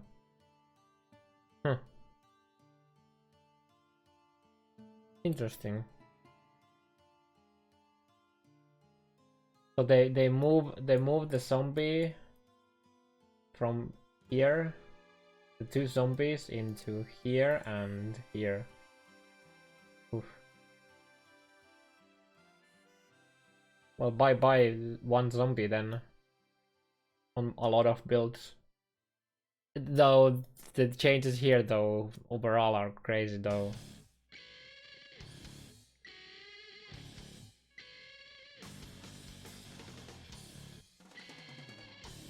But at the same time, if you for some builds, this is nice though.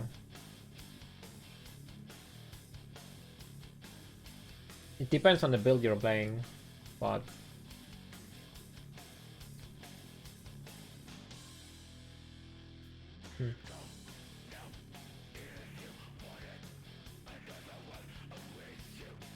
now there's an even bigger incentive to go up here though. This has the skeletons too. Yeah.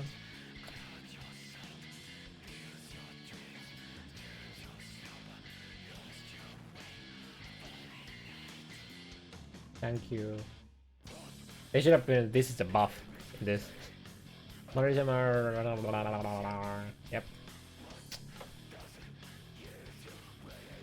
Oh yeah. Oh, they buffed the. Oh. Oh. Oh, this is now 5% cast speed. Should still be like just general damage and not spell damage, but yeah.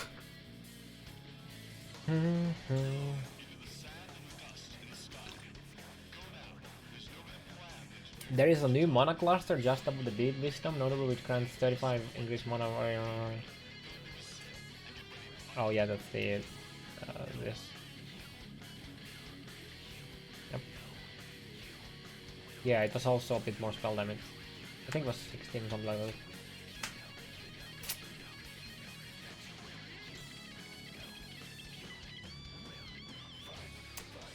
Not most small passive of Arcane Focus class and also grants 5% increased mana regen.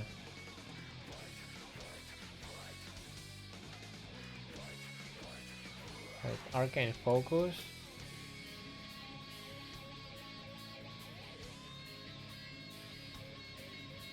Why can't I remember what it is? It's chemistry. Focus is talking about this, right? And it's Arcane Will.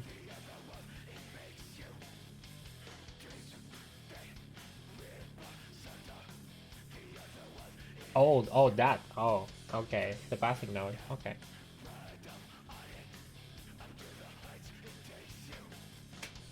Okay. Cool. Pretty cool. Walkers increased by a bit. Okay. Okay. Yep. Yep. Oh, and they buffed the AoE node. Just like they did in the on the blast radius. I mean, not the blast radius, the amplifier. Added new class to the passive to focus on expanding the effect of utility of Warcry's Words of Glory.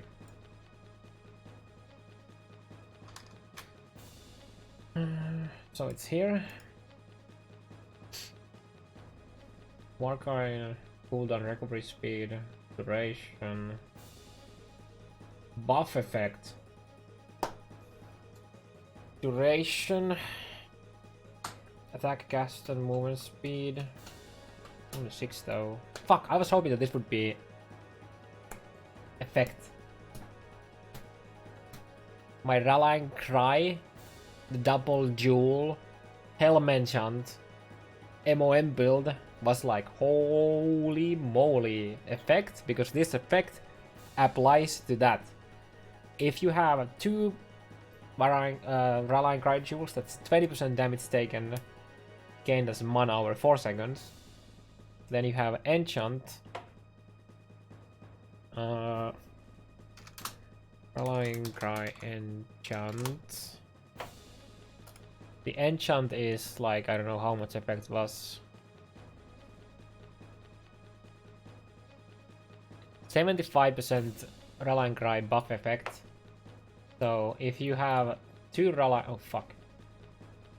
If you have 2 Rallying Cry jewels, each of them are 10% damage taken gained as mana over 4 seconds.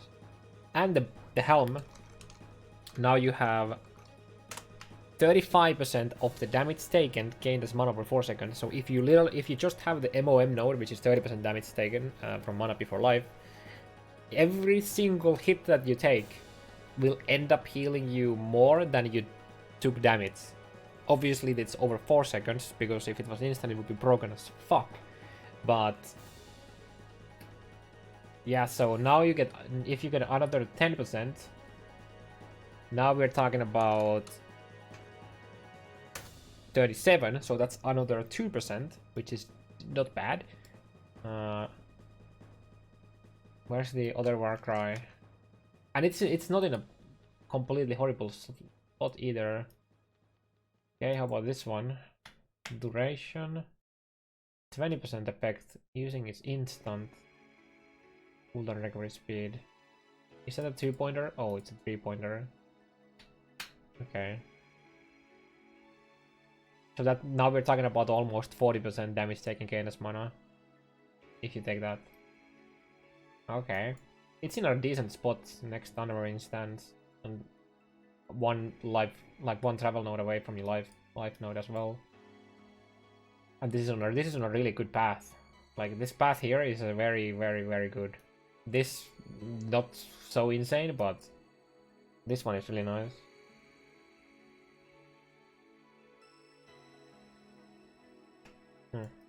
Cool. cool. This on Abyssal Cry is really nice though. Well, also for Rendering Cry. I wonder if like Jugs actually want to take this though. There's 3 nodes for duration, cooldown, recovery speed, and I mean 20% increase cooldown, recovery speed, and buff everything shit like that.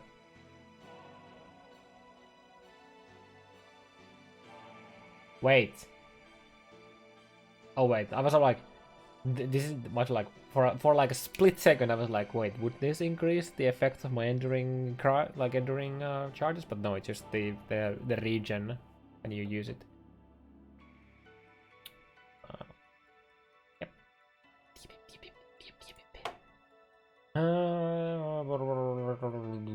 Yeah, those we saw. The coincidence with the new chaos damage bow skills, you revealed and adjusted some of the points in the bow passives around the ranger. Fatal toxin. Oh shit. What's supposed to? Fatal toxins.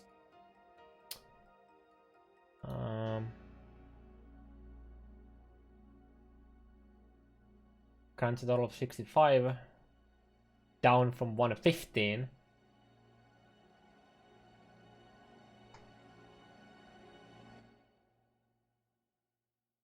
So they nerfed overall poison, but they gave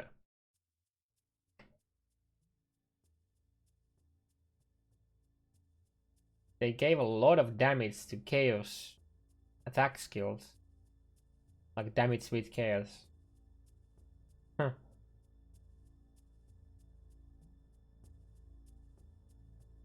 Kinda cool. I mean, poison for attack skills didn't get nerfed. I mean, it did. It was 115 and now it's 110. But for casters, it mattered. For casters, it did, but not many casters are here, so. And not many even really actually go like poison anyways, but.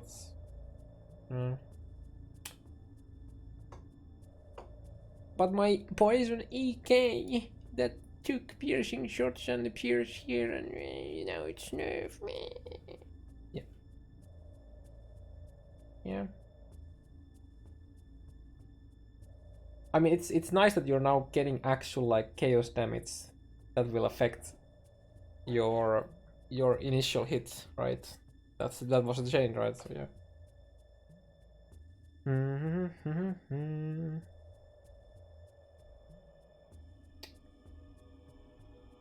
Master Fletcher. Wait, it's here, right? The passive skill leading to it now grant increased damage over time with bow skills rather than increased damage with ailment from attack skills with a wielding a bow.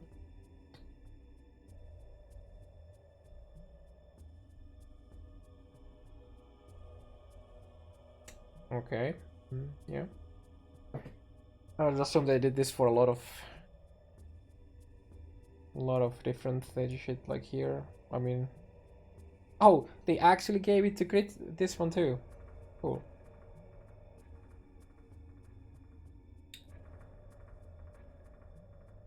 Yeah, Templar looks pretty solid.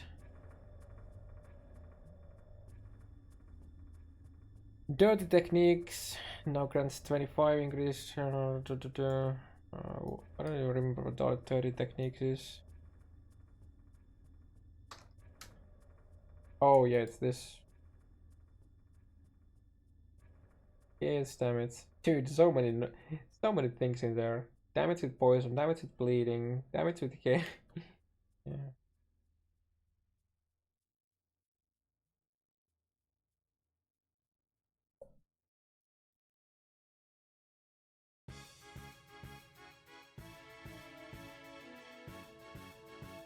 Right. At least in here they say.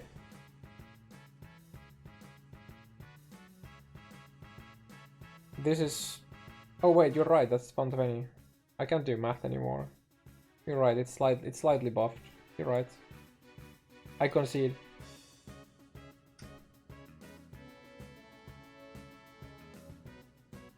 I read this as down from 115, as in the overall damage to poison went down from 15.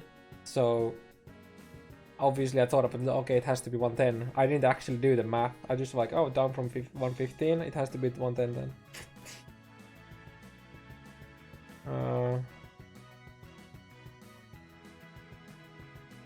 It's 6 a.m. It's 6 a.m. Okay.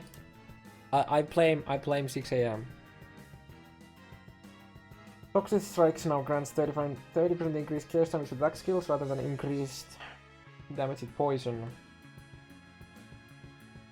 Okay. With speed buffs. Just damage. Yeah. They basically just added like damage with poison with bow skills. Yeah. Yep. Yep. Makes sense. Alongside our broader changes to block chance and spell block chance, we have revealed the block passive skills and made some adjustments. I forgot about block altogether.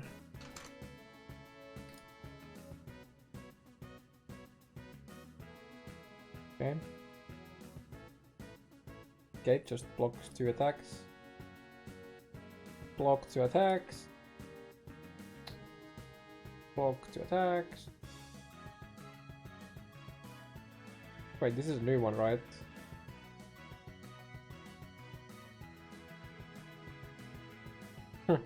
Okay.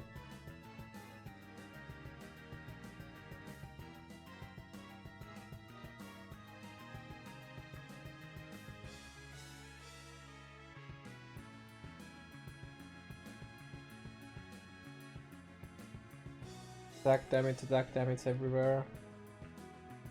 Attack damage. Attack damage. Attack damage. Attack damage. Attack damage. Attack damage. Attack damage. Attack damage. Attack damage.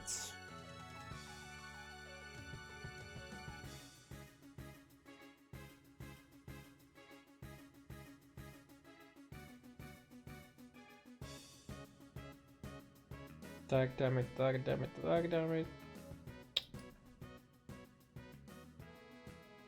Yep. Oh, there's spell block too. Spell block. Spell block. Attack, attack. Both. Both. Both. Both. Okay. Also, they added here. They nerfed the last node, but overall they gave you like what, 1% more? Okay. Yep. Oh, spell block here now. Nice. Spell block. What's that? That's weird. That's so weird that it gives you one. Okay, this gives you 5 attack block and 6 spell block. What? It's weird. How about this? Attack, attack. Yeah.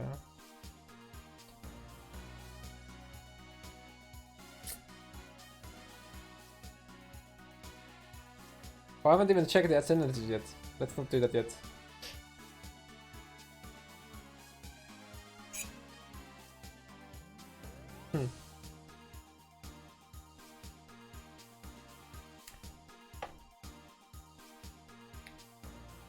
I want to see what the items are gonna look like that previously had conversion, like gain spell block based on your attack block. I wanna see what those are gonna be. That's what I am interested in. Ascendancy balance. Pathfinder was a new notable. There was no other changes. I mean, fuck it, let's just read it first. Chaos damage, chaos skills have increased their effect. And on killing non-poison when nearby enemies are poisoned. That shit with poison prolif and flame blast, making you can do some pretty fucking stupid stuff, I think, with the the poison prolish with the flasks, the worm flask as a pathfinder. I think because you just get a lot of them and then you just prolif all of the poisons in the target. Could be something crazy. It could be. It really could.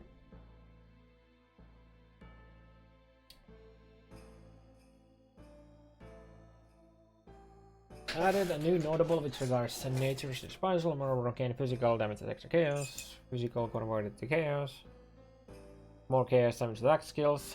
I feel like this should be just more chaos damage, honestly. I feel bad for anyone who wants to do spell poison. And then the AoE is also for attack skills, right?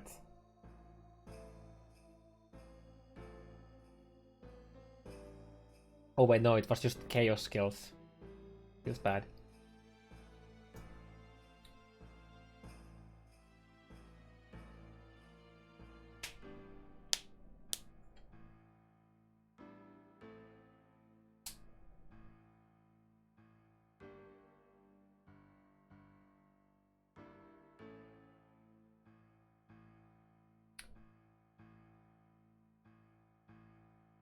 You lose virulence.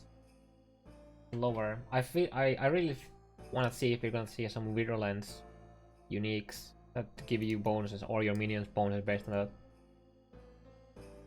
5% lower and poison inflict during flask effect have 40% chance to deal harm.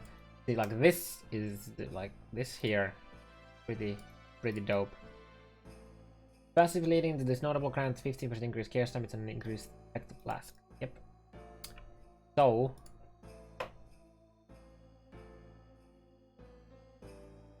everything here is unchanged. Yep, so the people who want to do flask finders is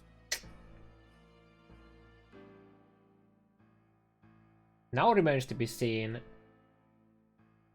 if they're gonna be like some. Is it gonna be worth, like, let's say that we go the Poet's Pen Indicon shit, because you can't really scale your poison damage with Indicon or anything like that, so that's bad. Unless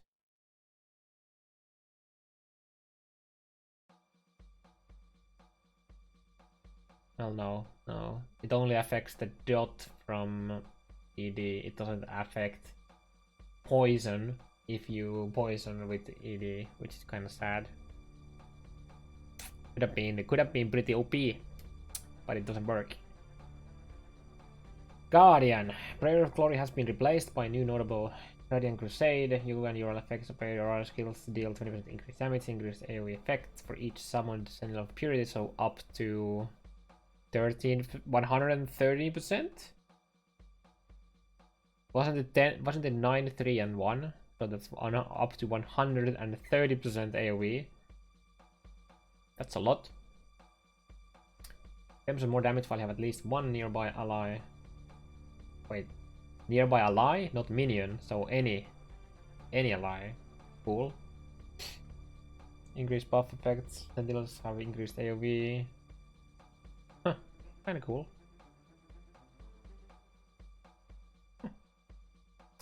Okay, take a look. Oh wait, did I misread? I was thinking about the Sentinels. Wait. 10% increased area effect for each summoned Sentinel. Oh, never mind. Sentinel of Purity is not the Sentinels from the Dominating Blow. Never mind. I'm drunk and tired. Yeah, I confused the two.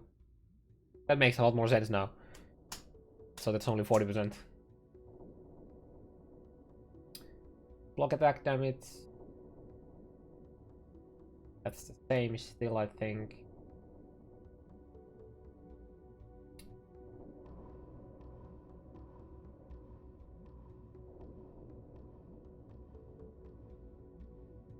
That's this is probably the same shit, right? Guess I should read it. Very new notable with regards to Radiant Crusade. So it was like this, right?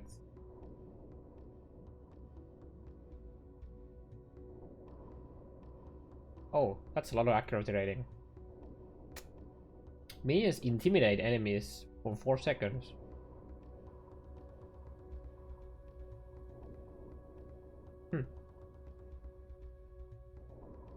Okay.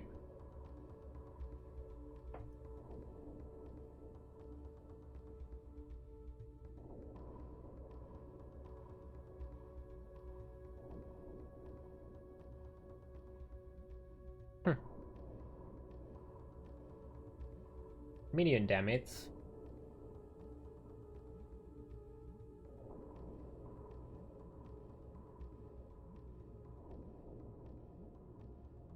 You and allies affected by your aura skills. Wait, is that each aura? Yeah, it has to be. The wording is different compared to this shit. Auras you grant. Wait, no. You and. Oh, wait, no, it's just one. It's just one. Okay, never mind.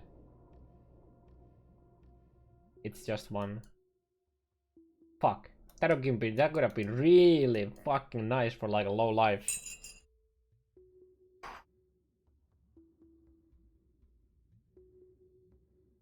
A bit too good, I think. Because it's also all allies. Yeah, that would have... Okay, that would have been way too good. Having like 10 auras. When I'm being 200% damage. Okay, it makes sense that it's only for one. Okay. Item balance. So we went through all of the passive skill tree shit. Okay.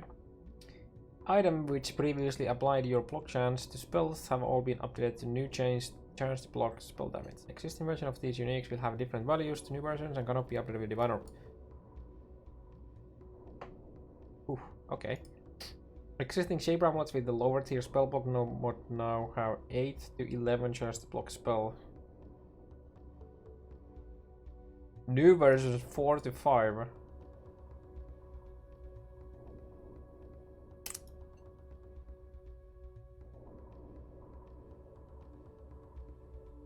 Okay.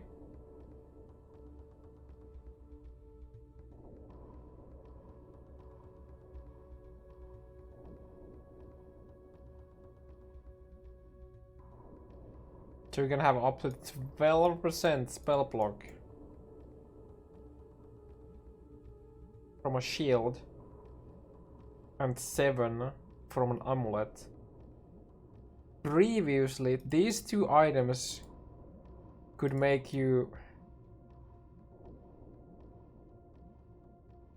Wait, wasn't two like the one mod, the one convert from a shield and one convert from an amulet basically give you like 80% of your block as spell block, something like that, and now you get like 20%, like 19 flat with top rolls.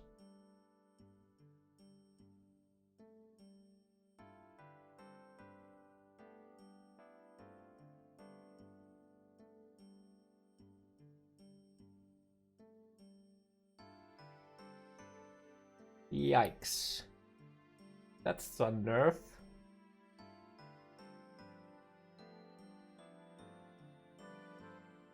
For builds who wanted to go block that, or did go block. Existing Elder Staves at spellbook gonna have... Okay. 69 with spellbook now corrupted implicit now have up to 8%. I mean up to 5, sorry, with the new ones. Going spell block, unless you're a gladiator, looks really bad. The off the barrier shield suffix now grants 7 to 9 chance to block spell damage up from 1 to 3. Okay, so at least they buffed this mod. That's nice.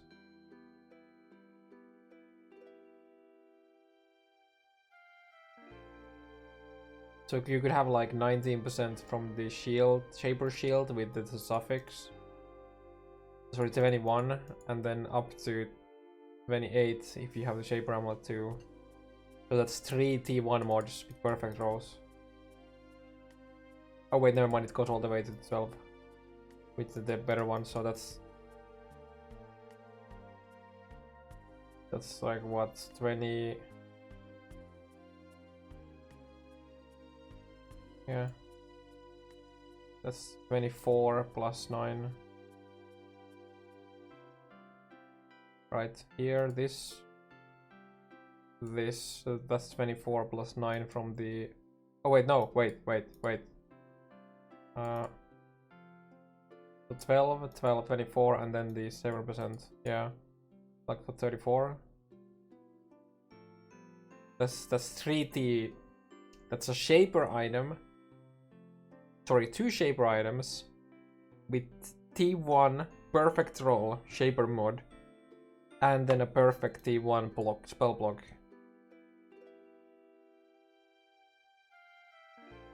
You get 7 from the amulet, 12 from the shaper mod, and another 12 from the suffix.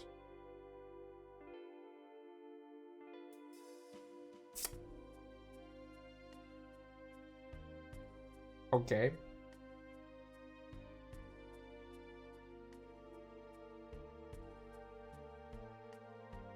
Wait, what the fuck am I? Why did I do 9? It's the 20, 24 plus 7 is 31. Holy fuck, dude. I think I really need to go sleep. The 6 a.m. batch notes and doing math doesn't work. It doesn't work.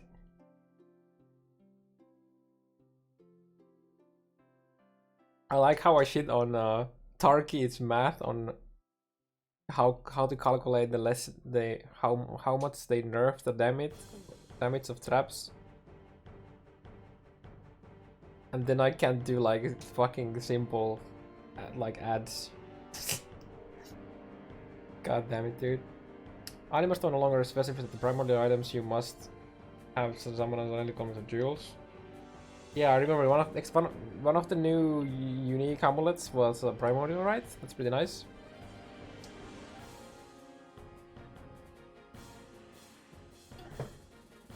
Shimmer now deals 200 lightning damage per second per power charge, down from 400.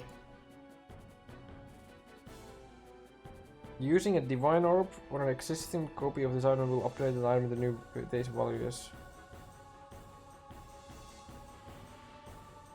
So if they have to make... Okay, Shimmer will also deal that damage to you if your skills have dealt a critical strike recently, rather than just you.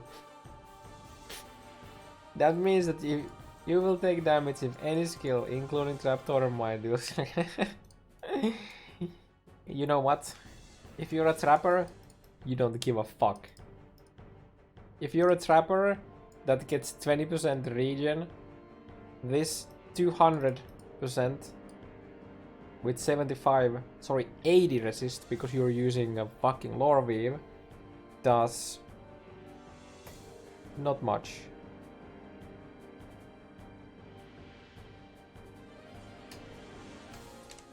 That's 40 pairs, so 80 if you have 2 of them.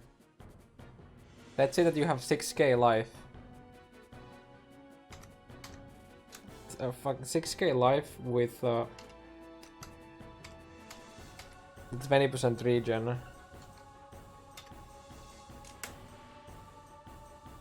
There's your regen with 20% regen uptime. And this was 80 from 2 Shimmerons.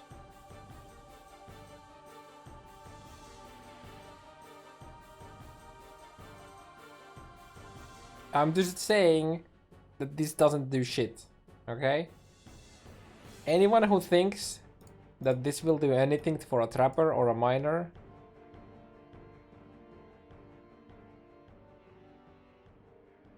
is the Kibo. No, it's per charge. So it actually does a lot of damage because you have, let's say you have 5 charges, so it's actually 1k, which makes it 200 per one, which is 400, which means that from your 1200 regen you have 800 left. I'm glad somebody is awake. But it's still not something that will break the build. You get so much damage from that it doesn't matter. It will reduce your regen, but it's still extremely strong.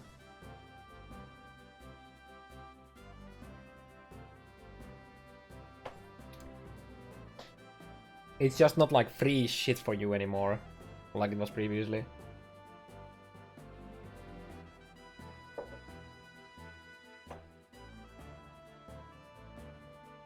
Obviously, not many trappers have 6k life. But if you had 6k life,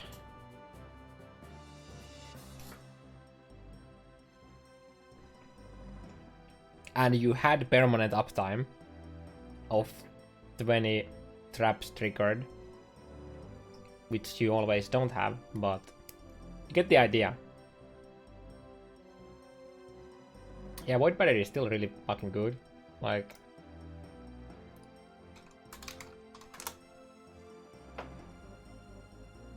Void Barrier is really strong. Too bad the... I mean, cast speed is nice for Lightning Spire. Void Battery is still a really strong wand. It's not Shimmeron, but it's not a bad wand at all.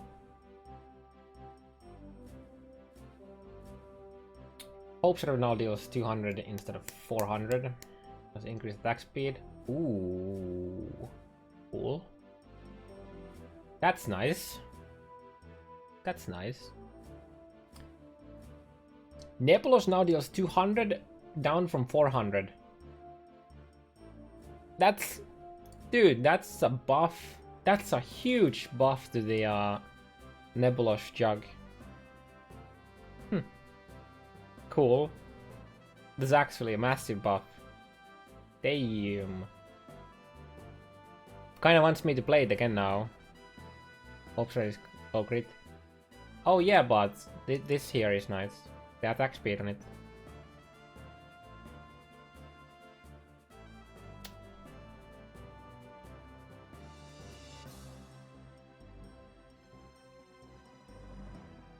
The most interesting part about the Hope Sharing change is that the Divine Orb adds... Wait, didn't... I'm not... I don't... Did Divine... I think...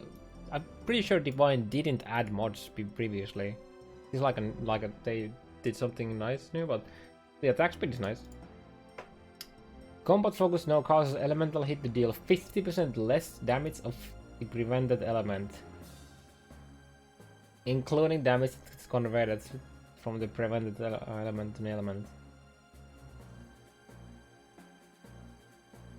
Okay, so instead of doing 7 mil damage, you're only gonna do like 4 mil damage.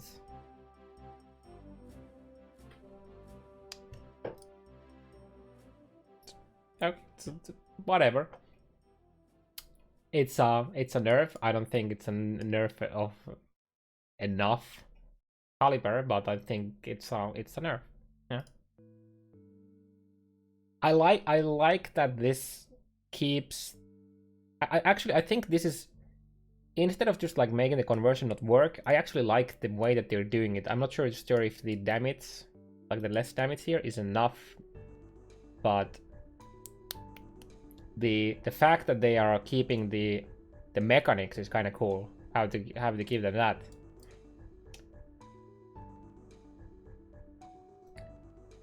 Blood of Corruption's Cloud of Element skill now has a soul prevention duration of 14, down from 16. Oh, nice. Nice.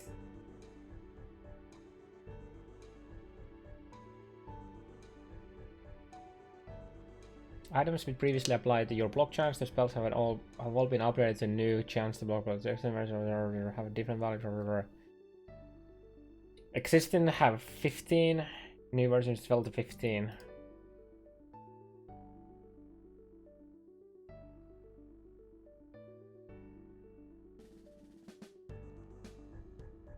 That's a fucking dead unique. Holy shit.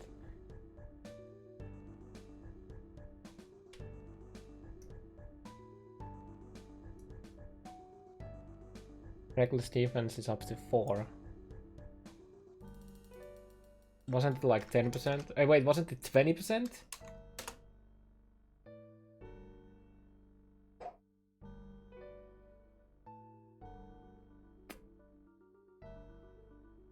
Okay, so let's say that on average, like let's say that you had max block, and that you wanted to use reckless defense to get to max spell block, you needed 5 joules to do that. Now you need 10 to get to 40 with perfect rolls.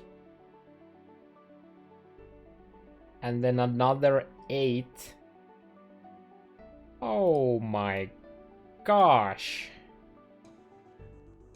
I mean, it still has additional chance to receive a crit strike, which is nice for the flask shenanigans. Get a flask charge when you receive a crit, so that still exists, but holy fuck, that's kinda...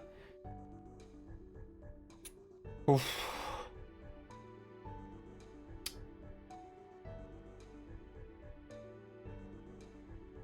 Damn, dude.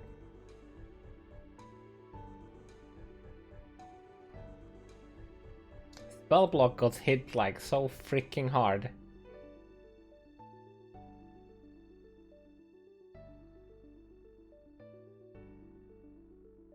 Oh my god. It's 15% with Wrathpit Cloak. 20% with Saffles. Oh wait, hey, that's an actual buff for the most Saffle users. Anyone who uses Saffle... Wait, give me a second. Saffle is 24 base, and that's 80%. That's 19.2.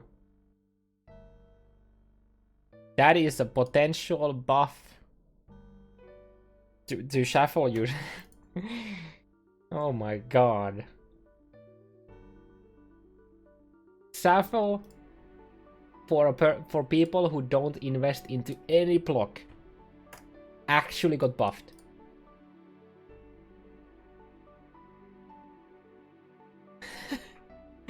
But oh my god. Oh fuck me, dude. You know what's even funnier? Is you have a Sappho that gives now up to 20% spell block, sorry. Previously, if you were capped at 75, that was 60%. Now a Shaper Shield will give you more block than Sappho, the spell block, and you can actually have your normal block too. Sure, you lose on their max resistances, but you can block attacks.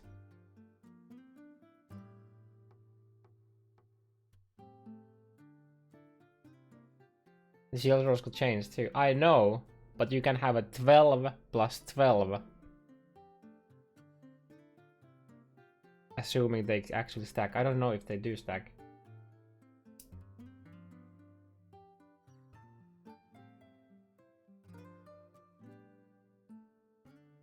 Before I derp the fuck out. I'm tired. Where the fuck are they?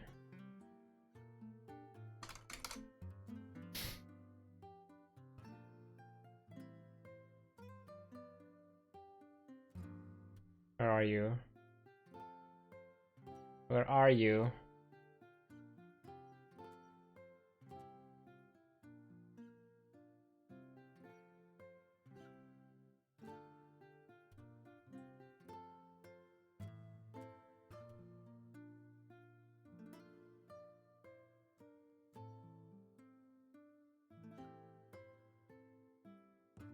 Here. Existing Shaper Amulets, you get the 7, right? Then you have Shaper Shields with low tier spell block mod. Fuck, actually, can these stack? I actually don't know. I've never even thought about it before.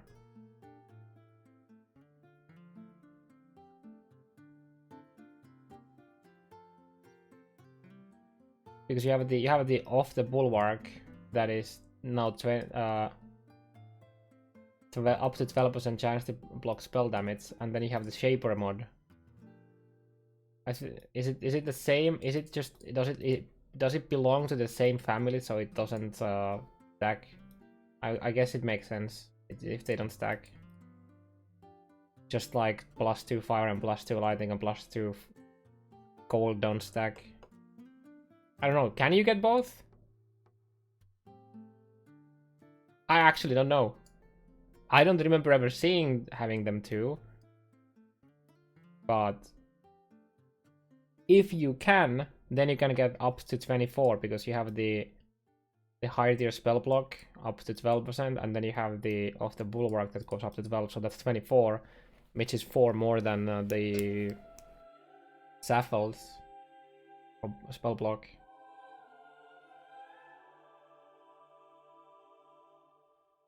If they do stack, it feels very weird. Yeah, you definitely could get chance to block and block a spell. Yeah, but now the question is, can you get these two? I would assume you can. I would assume that you can, but because they literally just changed the percentage into flat, so I would assume that you can still. So it's kind of funny that now you can actually have more. Yeah, that the reason why you can't get more is because the other mod was percentage. The shaper block was based on your like a normal block, and then you had the flat block, right?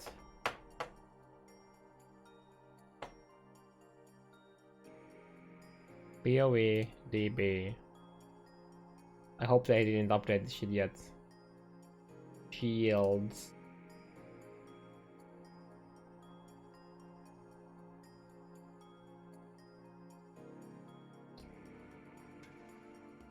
Here. 50% chance applied to spells. And then you have...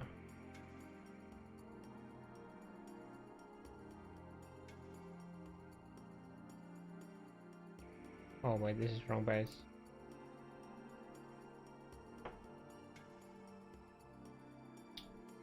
There's block spells up to 6.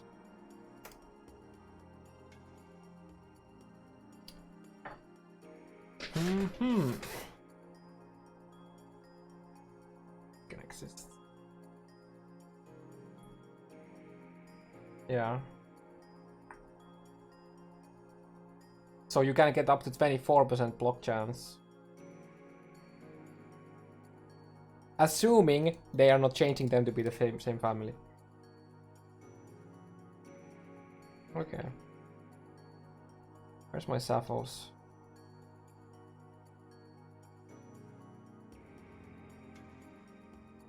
Yeah, we're here. Okay.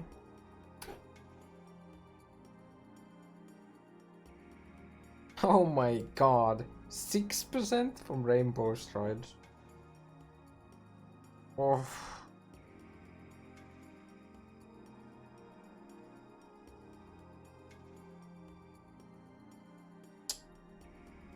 Can also get max results. Yep. Basically, actually, that's a good thing that the high-end shield will be better than the Sapphal's. I mean, mind you can't get as much max resist, but I like that it can be better. But it's just weird that, you know, how this nerf affected Sapphal's so much, or rather, it buffed the other shield in comparison to Shuffle when you have very low block, like previously. Kind of weird. Monster balance. We have lowered some of the sources of damage in early Act 6, where we often see a spike in deaths due to Kitao's resistance penalty. Lava crab. Wait, what? Oh yeah, the fucking Fucking scorching ray totem is just destroying people. Yeah, because not only you start with you have a resist penalty, right? And then they lower your resist even further. The lava crown from Hikaru rebels in Act 6 now deals 40 with less damage. It was actually pretty crazy. Early Act 6 is actually really dangerous.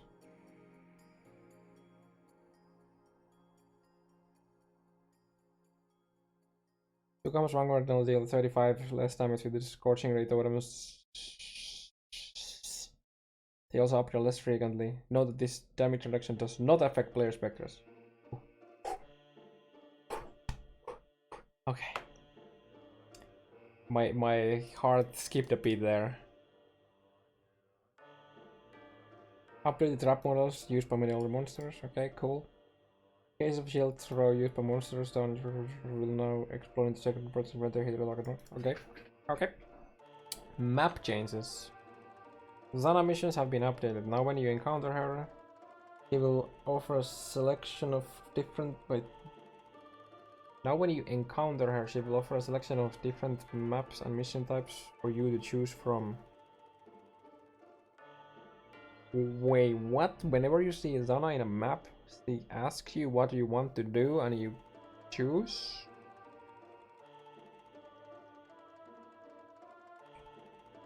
That's cool.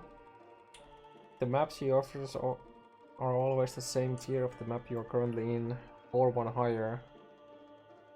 Selection can include shape maps. The maximum tier of maps you can now offer as a part of mission is tier 16.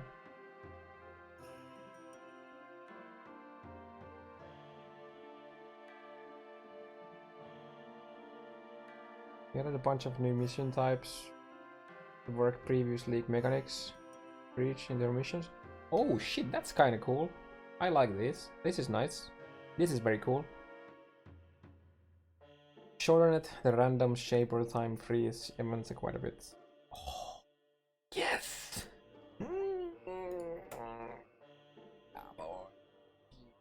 Thank you. Malformation now has even more density across the map in most cases. Nice. As always, nice. Improve the layout of the layer map. Maybe I don't feel shit for running this map now. And reduce the total number of monsters to compensate. No, you always had to do like a mini like backtracking with layer. At least I didn't play this league much, but the league before I got really fed up of the sometimes random backtracking.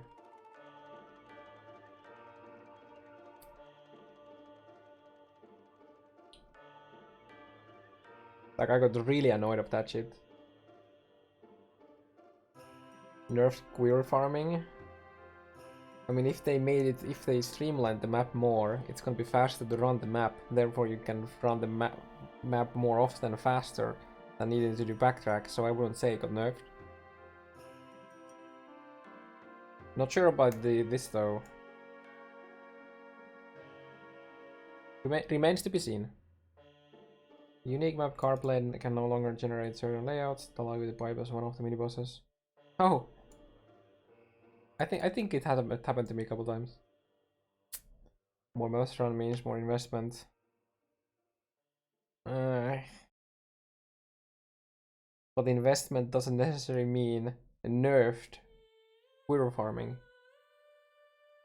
It just means that you invest more maps into doing it. You might get it faster, even though it costs you a bit more.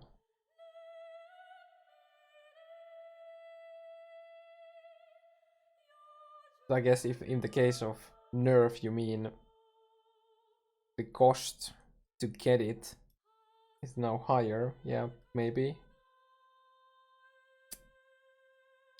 Leandro from the tower map no longer speaks at the start of the fight. Okay. Batu from the tower map has dirty new trick up his very less sleep. Okay. I really like that they're making the the boss fight in the tower faster. Now where's Desert Oasis? You can now see maps which have been taken over by the Elder or its guardians, even if that map is not yet revealed in Atlas. Nice, this is really nice quality of life. There's so much. I would be rich if I was given a grand. Yes, a grand. It wasn't that often asked. Whenever everyone asked about, why can't I see my Elder Guardians? I only see Elder, or I only see Guardian. Shouldn't there be like 4 of them? This is nice. Once you have met the Shaper as a part of the Hidden Architect questline, which is the first one, Shaper will influence map connect to a map already completed, and the influence will not shift between maps. That's nice. Yeah, that's nice. That's really nice. So you can actually choose what map you want to do the next tier. So if, let's say that you have Shaper influence in a T4 now, you haven't done T5 yet, like the Shaper influence T5 yet, and you want your Shaper influence to spawn on Underground C, now you complete or unlock. Actually, is this? Oh yeah, I in GGG terms, completed means that it's unlocked. Okay, not completed with bonus. So you unlock or complete whatever the Underground C, so it's your only T6. Then you run the T5 with Shaper influence, and now you have a guarantee T6 Shaper influence in Underground C, which then means that you can brute force the Elder influence spawn into that area.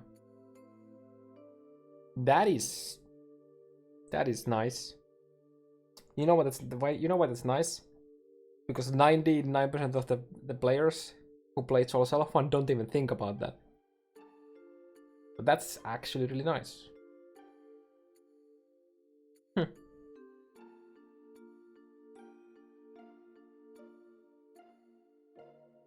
My Solar Guard Samurai lost 400 total life, picked up every single new minion node, still at 8k life, mana I'm on though. Yep, and you gained a fuck ton of attack speed. If you have every single of the minion attack speed nodes, that's 40% minion like attack speed for you, which could mean that shield charge is actually gonna be feeling good. Especially if you get like 30 or 25 movement speed boots, plus 1 spectre boots eventually.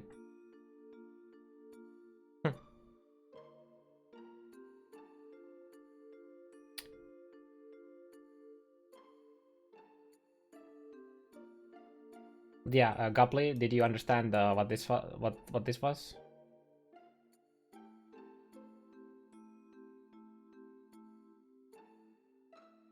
Or was this what?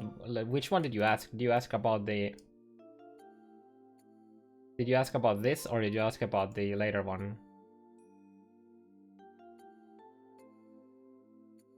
Shaper influence one. The Shaper influence. Okay. Once you've made the Shaper as a part of the Hidden Architect questline, which is when you run a T1 map with Shaper influence, you know, you get some Zana XP. Then you do it on T2, you get Zana XP, you do T3, 4, 5, 6, and after you do it on T6, you get the first memory fragment, and Elder influence will spawn on that map that you just did in the T6. So what you can do is, let's say that the last Shaper influence map that you did was a tier 4, and you want the Elder influence to spawn on Underground C area because you want to progress the memory fragment in that area because it's good maps and shit like whatever. What you can do is, before you complete Shaper influence tier 5 map, you complete Underground C so that you have a tier 6 underground sea in your Atlas. And now that you complete the Shaper Influence T5, it's guaranteed that the tier 6 Shaper Influence is in your underground sea, and that influence on that underground sea will not go away randomly. You have to go do the map. No, what this means that the idea here is that early on in the Atlas progression, you're kind of limited in amount of maps, right? So if you run your first underground sea, it might take you some maps before you get it back. So if you run the underground sea and the influence is there, but you don't have the map, and you keep running other maps in hopes of getting the underground sea, the influence could, right now, it could just randomly change on a different map. Okay, Sana League mods. Onslaught, 2 chaos. Moonstone attack, quantity. Bloodlines for 3 chaos. Nice. Nice. Ambush. Okay, fortune, rape to rape, yep. Alternated of the same tier. Alternate of the same tier costs 1 chaos or regular sub-rare map. Opens a random rare map of the same tier, excluding the map you placed in the device. Wait, they just gave Horizon Orbs for 1 chaos.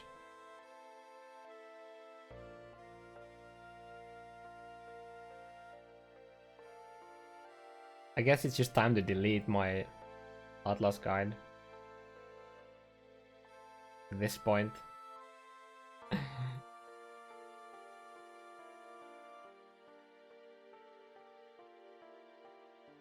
First they remove Elder Loops. Now nobody's asking me how to do Elder Loops anymore. And now they're removing... Now they're making Atlas be able to be completed by a goldfish. Pepe hands. Pepe hands. They're making me useless. Pepe hands. Yeah, Atlas progression is a complete joke now. Absolutely joke. There's nothing hard in Atlas progression anymore. They actually made Atlas progression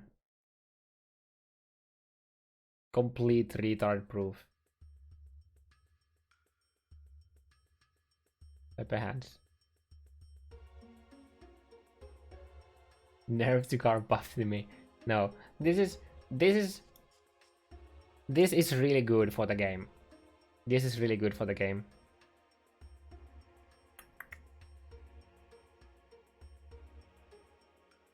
I'm sure there will be something abusive with strongholds. You might wanna check my YouTube video about that. I've already explained that in there. Trust your channel for Tabula, yeah. Cold feet fireball, hold my beer. Oh god. I mean, this is really good for overall and for the game. I don't like this because I enjoyed to have some kind of challenge in the Atlas progression. And I like to be rewarded from knowing what to do there. Now I just spam this. I'm sure it costs a chaos orb. Actually, fuck this. Why is it the 1 chaos? At least make it cost something so that this should be like 5 chaos. So the people wouldn't do it unless they really needed to. Paper hands. Okay, Beyond, 4 chaos. Yep, nice. Nice. Essence.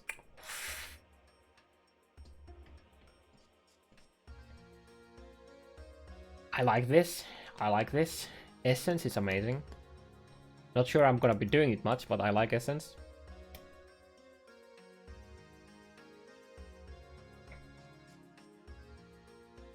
I'm a 500 player, big noob. It's fun. It's funny. A 500 hour player is considered a noob. Actually, kind of funny, don't you think? Fucking POV.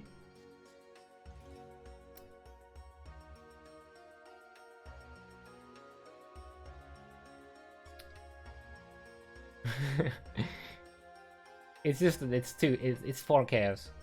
But I can see if okay, let's say that I wanna do the Righteous Fire jug, and I'm missing horror essences from my helm. I have everything else. I will fucking farm the I will do essences. Essence is nice for Soul Self-Found. Nobody will do this in Trade League. No one. For Soul Self-Found, it's nice.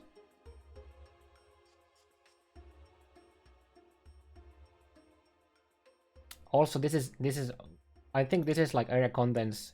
This is a guaranteed +2 essences, but I would guess that it can be more. I mean, obviously it can have like the random essences, so yeah.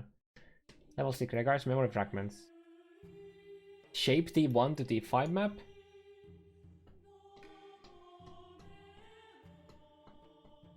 Regardless of rare map opens a version of your map at 5 tiers higher, randomly rolled as rare. Wait.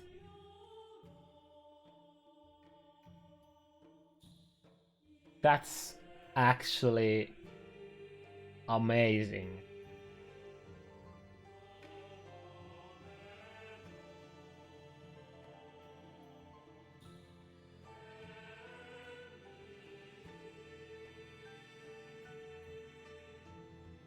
Wait, okay. Somebody correct me here. Can I slap a rare tier 10 map to my map device and get a random tier 15 map?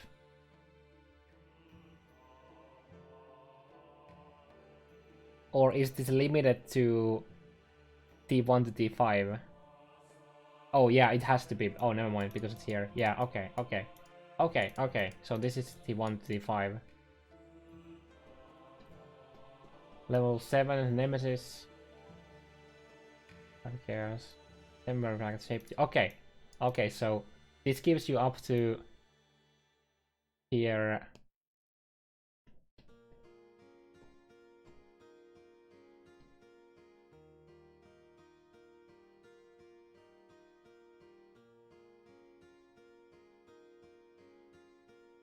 Then this gives you up to tier 15. And tier 8 gives you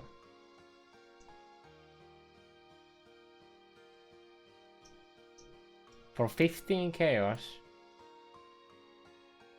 I can open any map as a tier 16.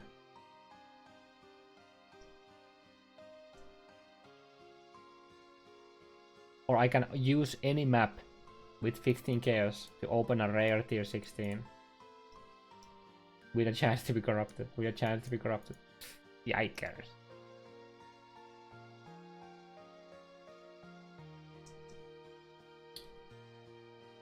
Rip Guardian maps.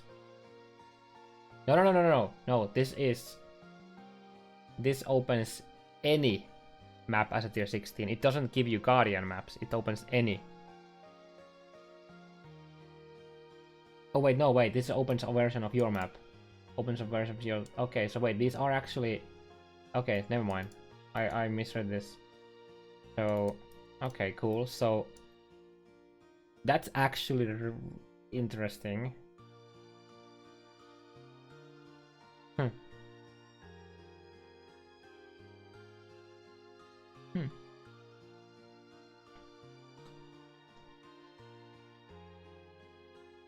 It's kind of cool. Oh shit!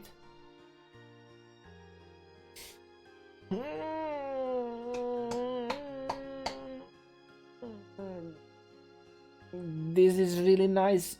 If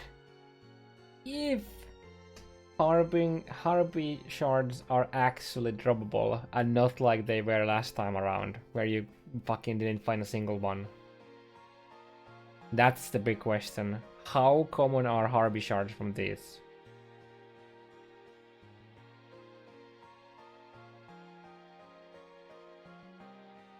That's the big question.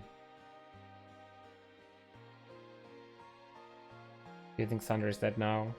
No. Earthquake Aftershock did get a 40% more, 40% more damage buff though.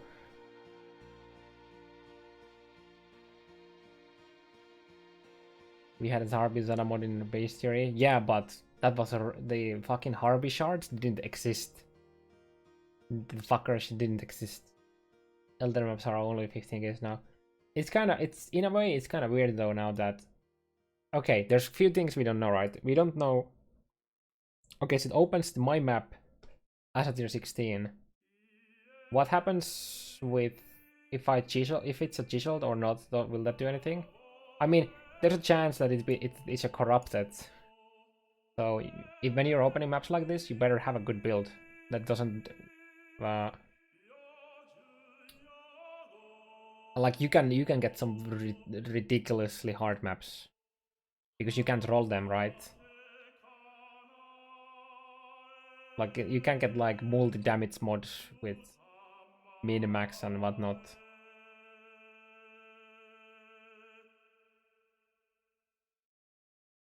I don't think a lot of people will run these in hardcore.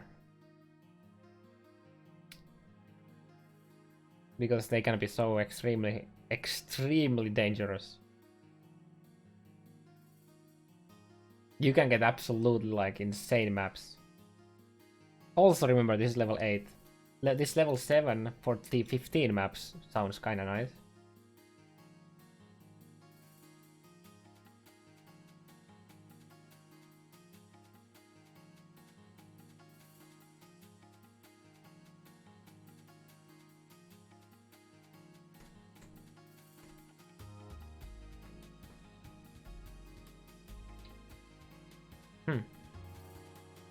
I like this.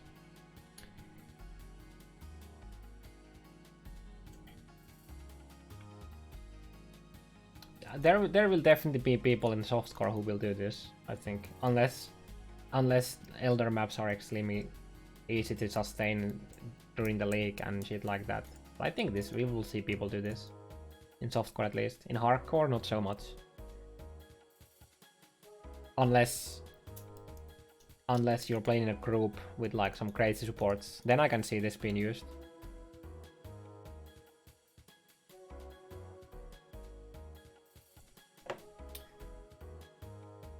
But yeah, that's... I mean, first of all, you need to get level 8 Zana.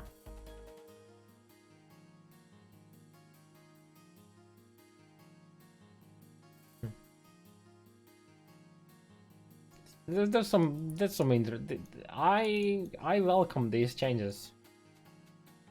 Okay, not this one. Fuck this one. This would be fine if the cost was higher.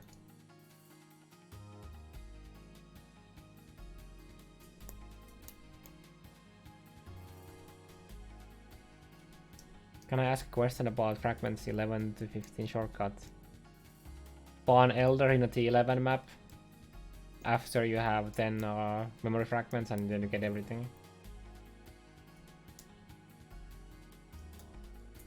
Can it spawn Elder on a beach map? No, it's based on the base.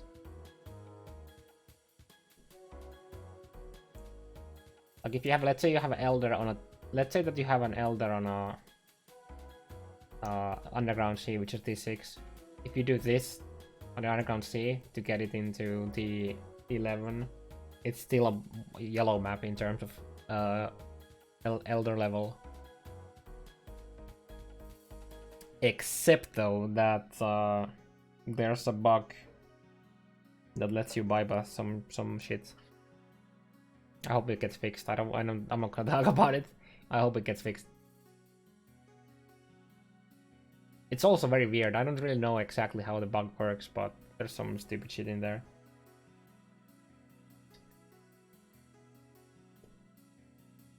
fixes to having the trade maps.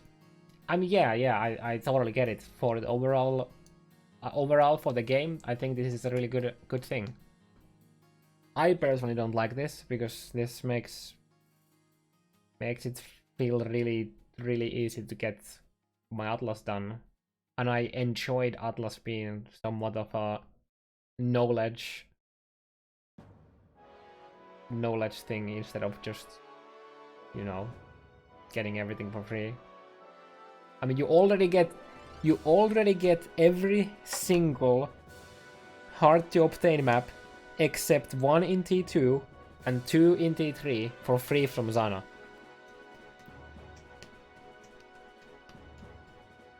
So, so yeah. 3.4 in a nutshell when it comes to Atlas is free progression.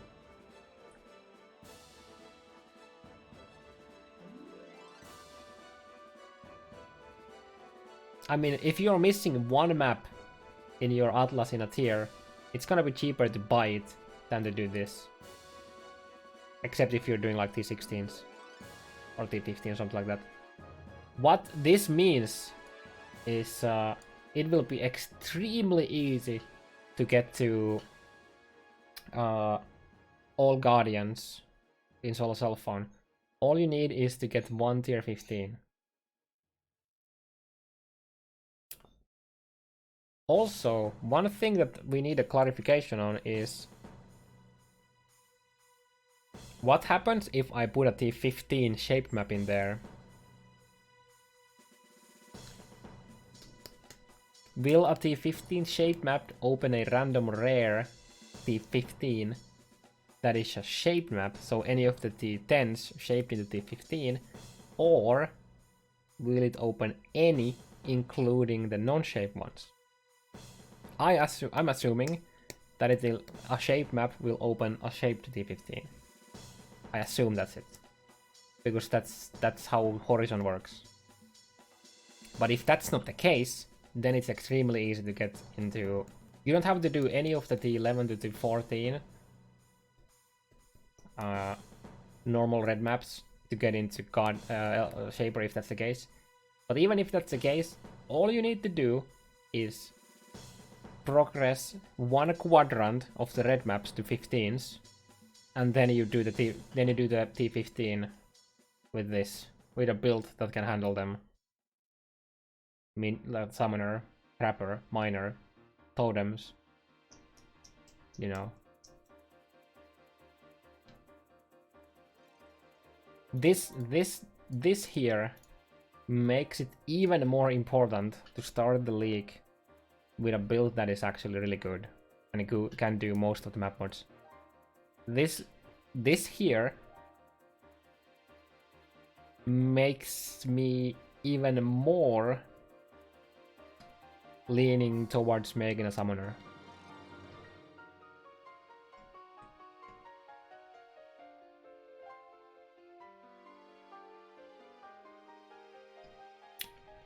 Okay. Move the player's spawn location in the feeding through farther away from there. Okay.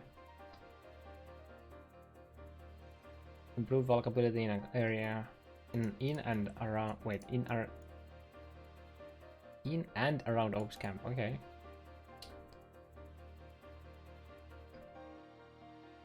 Velam's cross dialogue options. Okay. Deep Dweller is now called the Dweller of the Deep.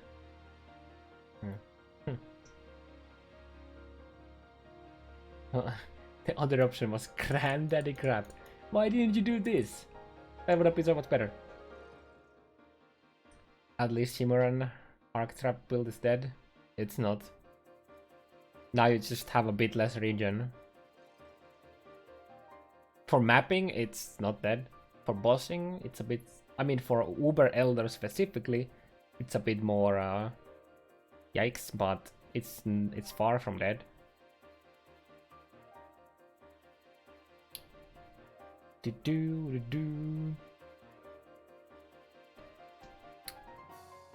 Improve the instruction. Oh, that's nice. That's actually nice. There was a lot of People talking about how hard it is. Wait, seriously? Yeah, dude. Okay. It's what, 200, right? It's 200 per power charge. Right? Was it 200 per power charge? So let's say that you have 5 power charges with dual wielding. That's 2k. Let's say that you are using a lore V with 80%.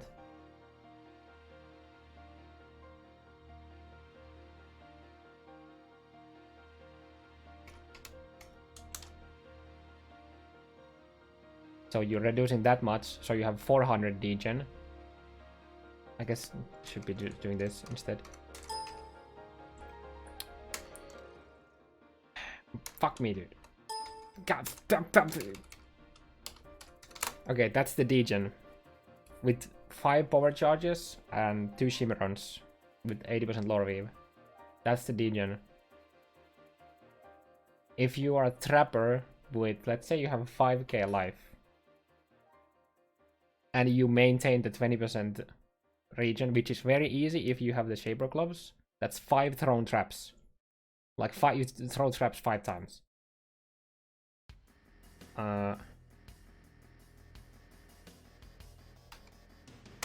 That's your region, so you still have a lot of region. What the Windows you're using? Oh, I'm using Windows 7. I just like the default it for some reason. Don't ask me.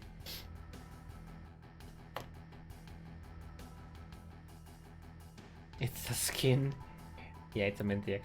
Okay, quest reward. Sonana rewards the player with a selection of maps. Oof. Giving away all the hard to obtain maps for free. Clarify the quest tracker what is regards to obtain Shaper's 15th memory fragment. Okay, good. PvP balance. PvP scaling, PvP skill balance. Oh shit, dude. This change aims to work towards few goals, namely to bring PvP scaling formula up to date. Tackle unfamiliar or political players with normal beginners and dominant class. Okay. None of these changes are affect Hall of Grandmaster. So we have to read this. Any players are now hidden from the map. Ooh. Ooh, this is really good for PvP. Let's go. The player versus player damage scaling algorithm has been updated. This game's aim to bring physical and mental damage more closely in line with each other. There are ways around play resistance while accounting for those resistances where, okay, so if you're Inquisitor or you have a fuck ton of penetration, you're gonna do less damage than you do now. Physical and chaos damage, the algorithm is damage. What is this supposed to mean?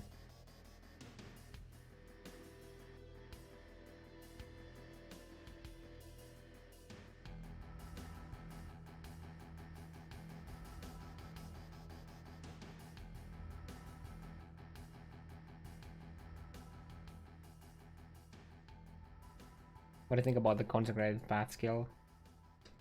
It seems like an interesting rival to Flicker. Remains to be seen if it's gonna be worth it. It has no downside of using charge, but it has a downside from being used multi-strike. It's an AoE skill, so you don't need splash. So it's interesting.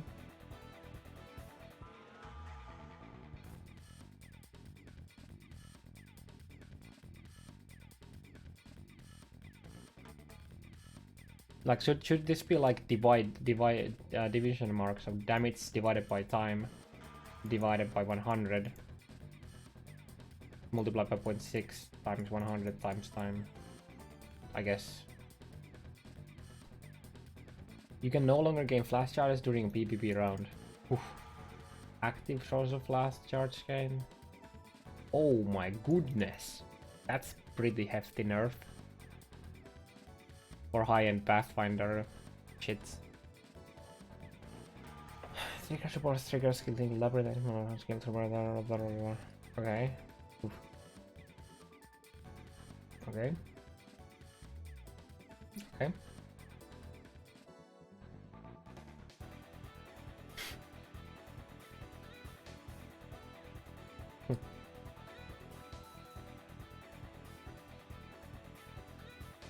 More than not just 80% less. Oh shit, they have spent some time here. Fix the bug where call somebody not correctly trigger the Ascendancy. Patient Reaper. Cool.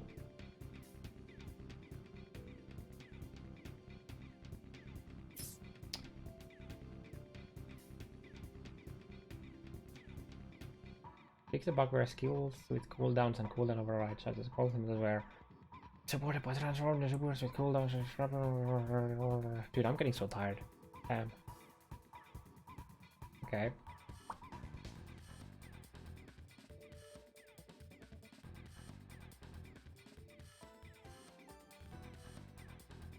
It's Blitz Bomb music. Yeah, dude, that's amazing.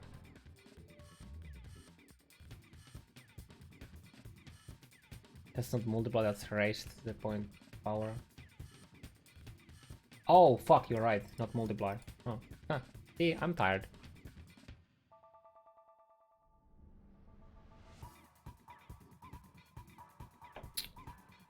Where are we here? Fix the bug where which prevents inflammable damage bot from correctly dealing more damage, taking multiple. Oh shit! Maybe we're gonna see people dying to this shit now.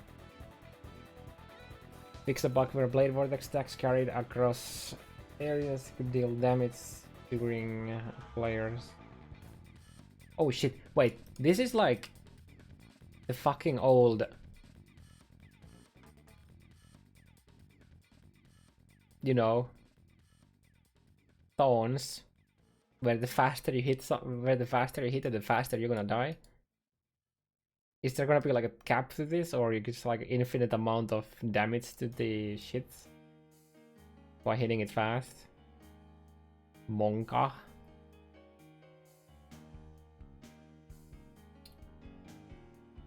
Fix the bug where blade vortex attacks carried across areas could deal damage during player's grace period. This also fixes cases of minions dealing or taking damage during grace period. Wait, does that mean that when I zone into a boss fight after I'm on town, my minions don't take damage while I'm in a grace period?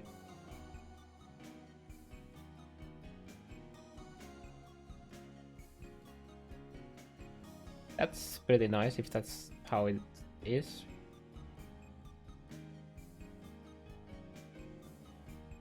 Interesting, it's also labeled as bug. I thought it was a feature for the fucking longest time.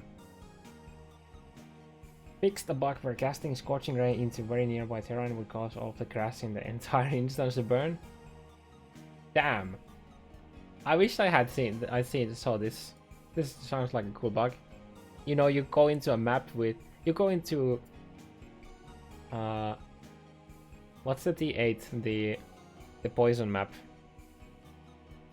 You know, you just Scorching Ray at the start of the map in close terrain and the fucking whole shit burns down. Dude, that's great.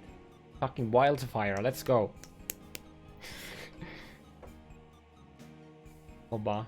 No, I'm talking about the normal tier 8 map, not unique. Infested Valley, that's the name of the map. Or like any like outdoor grass map. Fix the bug where siege policy tool would not take into account the number of pierces it was capable of be default. Okay.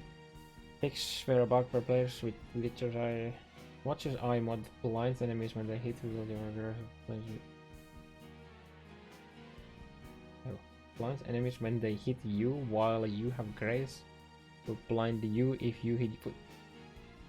Fixed a bug where players with the Watcher's Eye mod that blinds enemies when they hit you while you have grace would blind you if you hit yourself.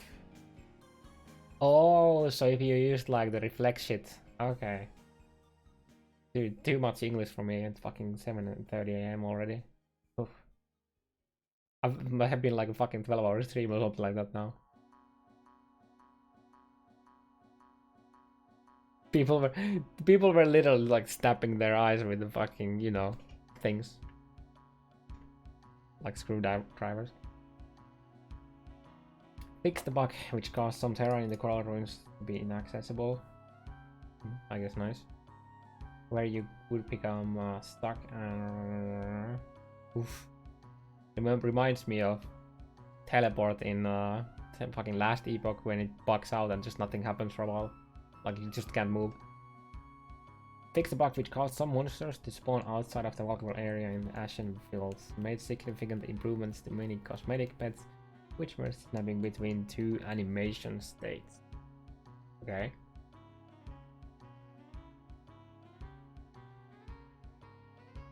Hey, that's nice.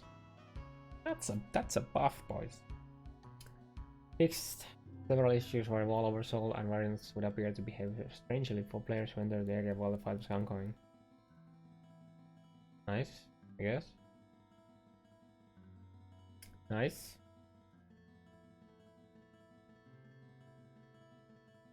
Oh wait, I didn't know this. Kinda cool.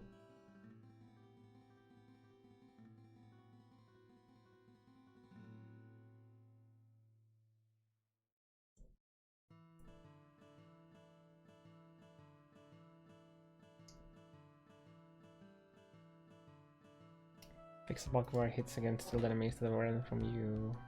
Recommend this created by your skills. Okay, that's nice.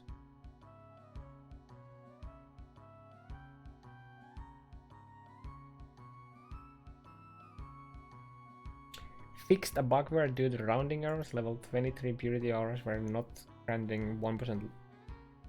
Were granting 1% less maximum range than they should have been. That's nice. Fix the bug where players wearing Omeyokan. Is that how you say it? Omeyokan. We're losing mana while they were in town. Fix the bug where the returning power siphon effect will behave strangely from forge monsters slain with power siphon. Dude, I can't even fucking read anymore. Actually hard. Yeah, your Kameha, yeah. Your 10 mil elemental hit builds do like 6.5 or 7 or something mil now. It's fine.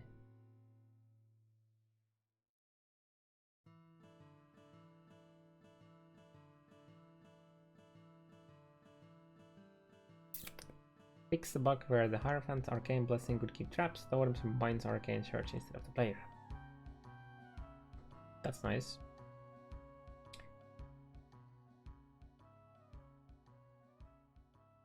Labyrinth quest.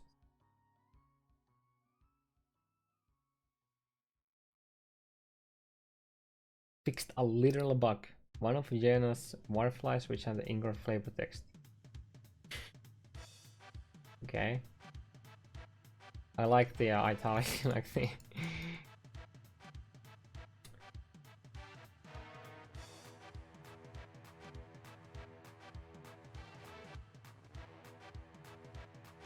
Oh, I guess you couldn't do like some of the prophecies with it. Fix the bug which allowed totems to be supported by curse on hit, by curse on hit saying it couldn't. Yep.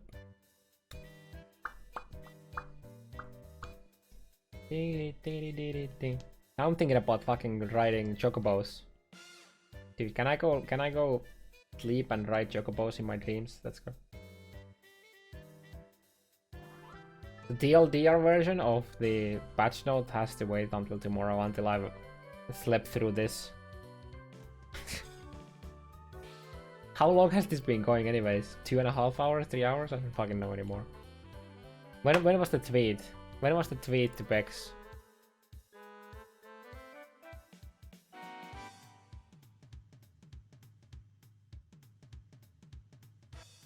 I tweeted Bex. I tweeted Bex 2 minutes before the patch notes went live with this. Can you give us a 5-minute heads up before the notes are out so I can have a fresh cup of coffee for my usual 2-hour plus patch notes reading session? 2 minutes after I typed this.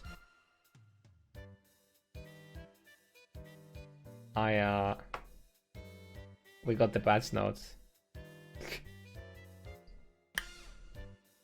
Fix the bug which allowed multiple separate on-item support gems effect to appear as thought combined.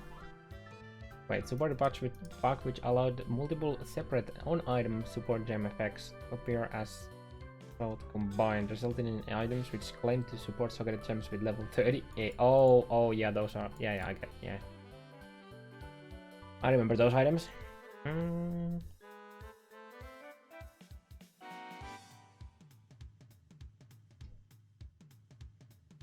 now we do this and we see if there's any changes. Oh, here we go. Minefield now causes support the skills to deal 55% less damage at level 1, down from 40. Oh. Up to 36 from 21. That is a sizable but not really a noticeable nerf. Like, you're still gonna one-shot everything.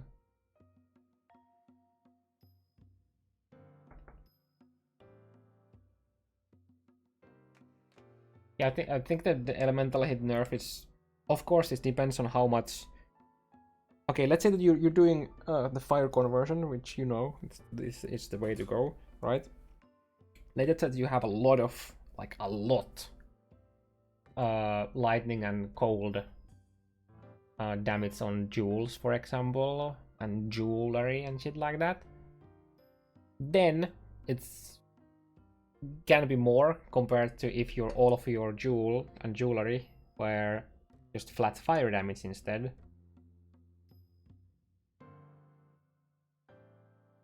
Oh wait, no, wait. I need to reread this. Combat focus now causes elemental hit to deal 50% less damage of the prevented element. Okay, so that's all. Not just, it just doesn't prevent the, like, it just doesn't reduce the base damage that the skill gives you. It's all, right? So the more cold and fire damage, cold and lightning damage you have from your gear in comparison to fire, the bigger the nerf were.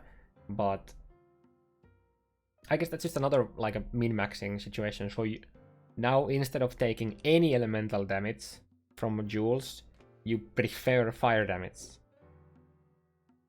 Because the other mods are half the value, right? So if you're looking at PoEDB,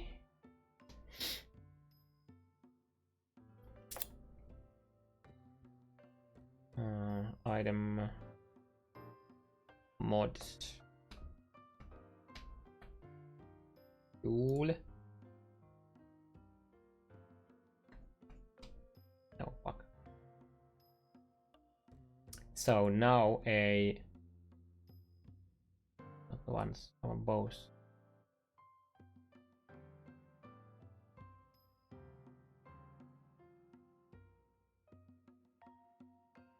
Wait, my brain is not working.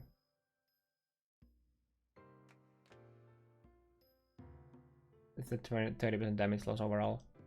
No, it depends. It depends. If you're looking at, like, here, T1. So this is, let's just get the highest roll, right? So this is 61, or 30.5 average, and then this is 74 or 37. But now you divide it by 2, right? So this is, okay, so that's like what, a T1 with perfect rolls lightning jewel is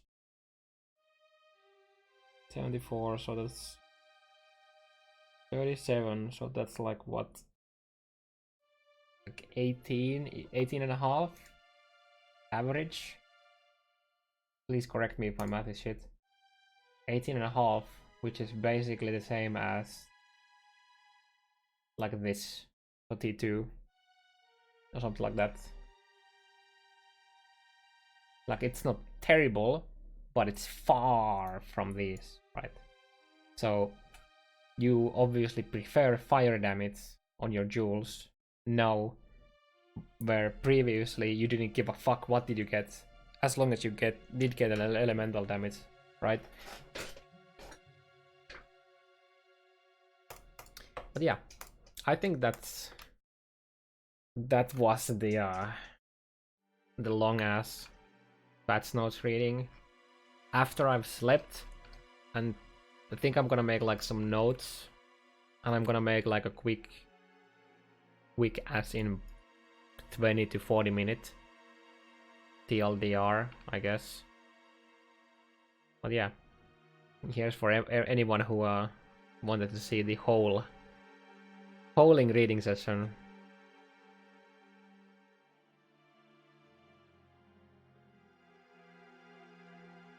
Can I go sleep now? Here's Frosteno. Cold I think is the best. Oh yeah, because Frosterno has...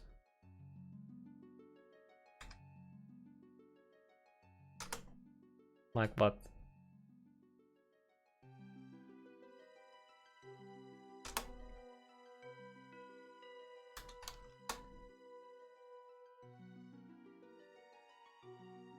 Frosterno has level 30 Cold to Fire, which is...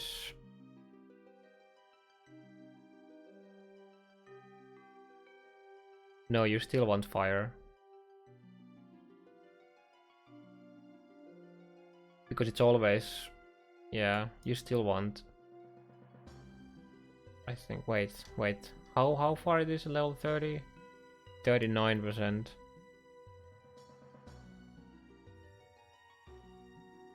So you convert 139%?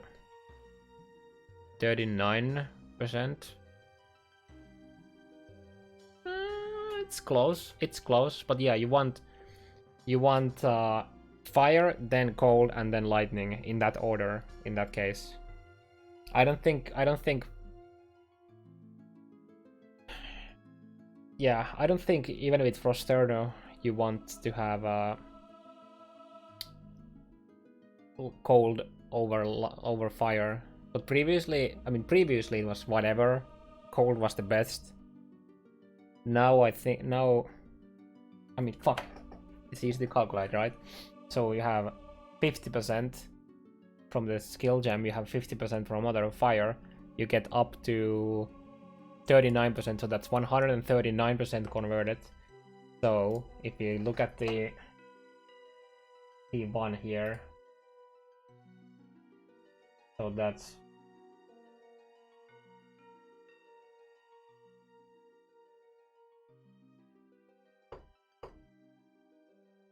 my brain is not working, dude. That's 56. No, wait, 66. No, wait. No, 56. 56. Okay. 56.1.16 39.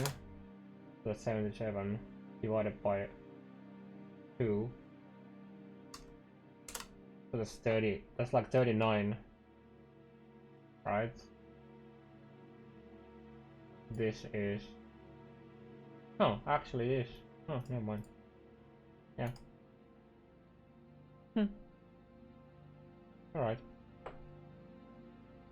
Oh wait, no, no. Of course not, because you multiply by 0.5 after. No, yeah.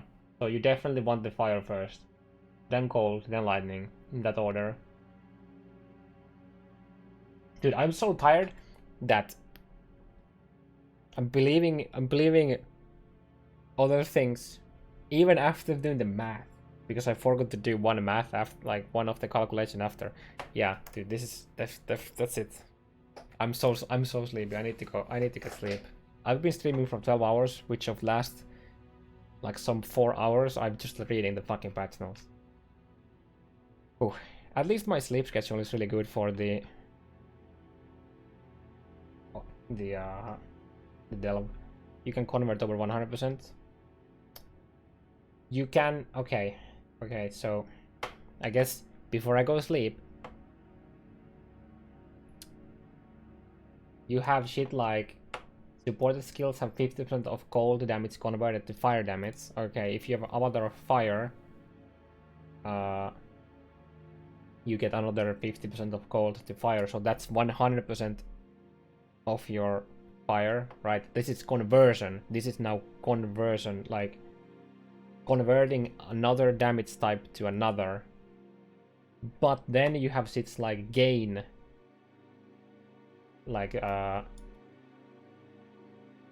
cold damage, like gain fire as cold damage. Gain as happens before this conversion, so you get 39% of the base fire on top of the actual cold that is being converted, right?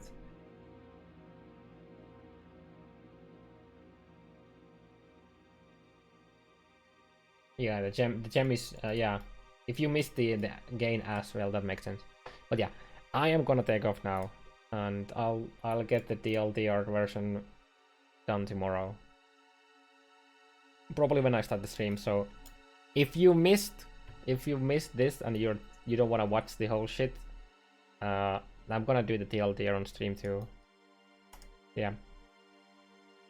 Now I'm out for real.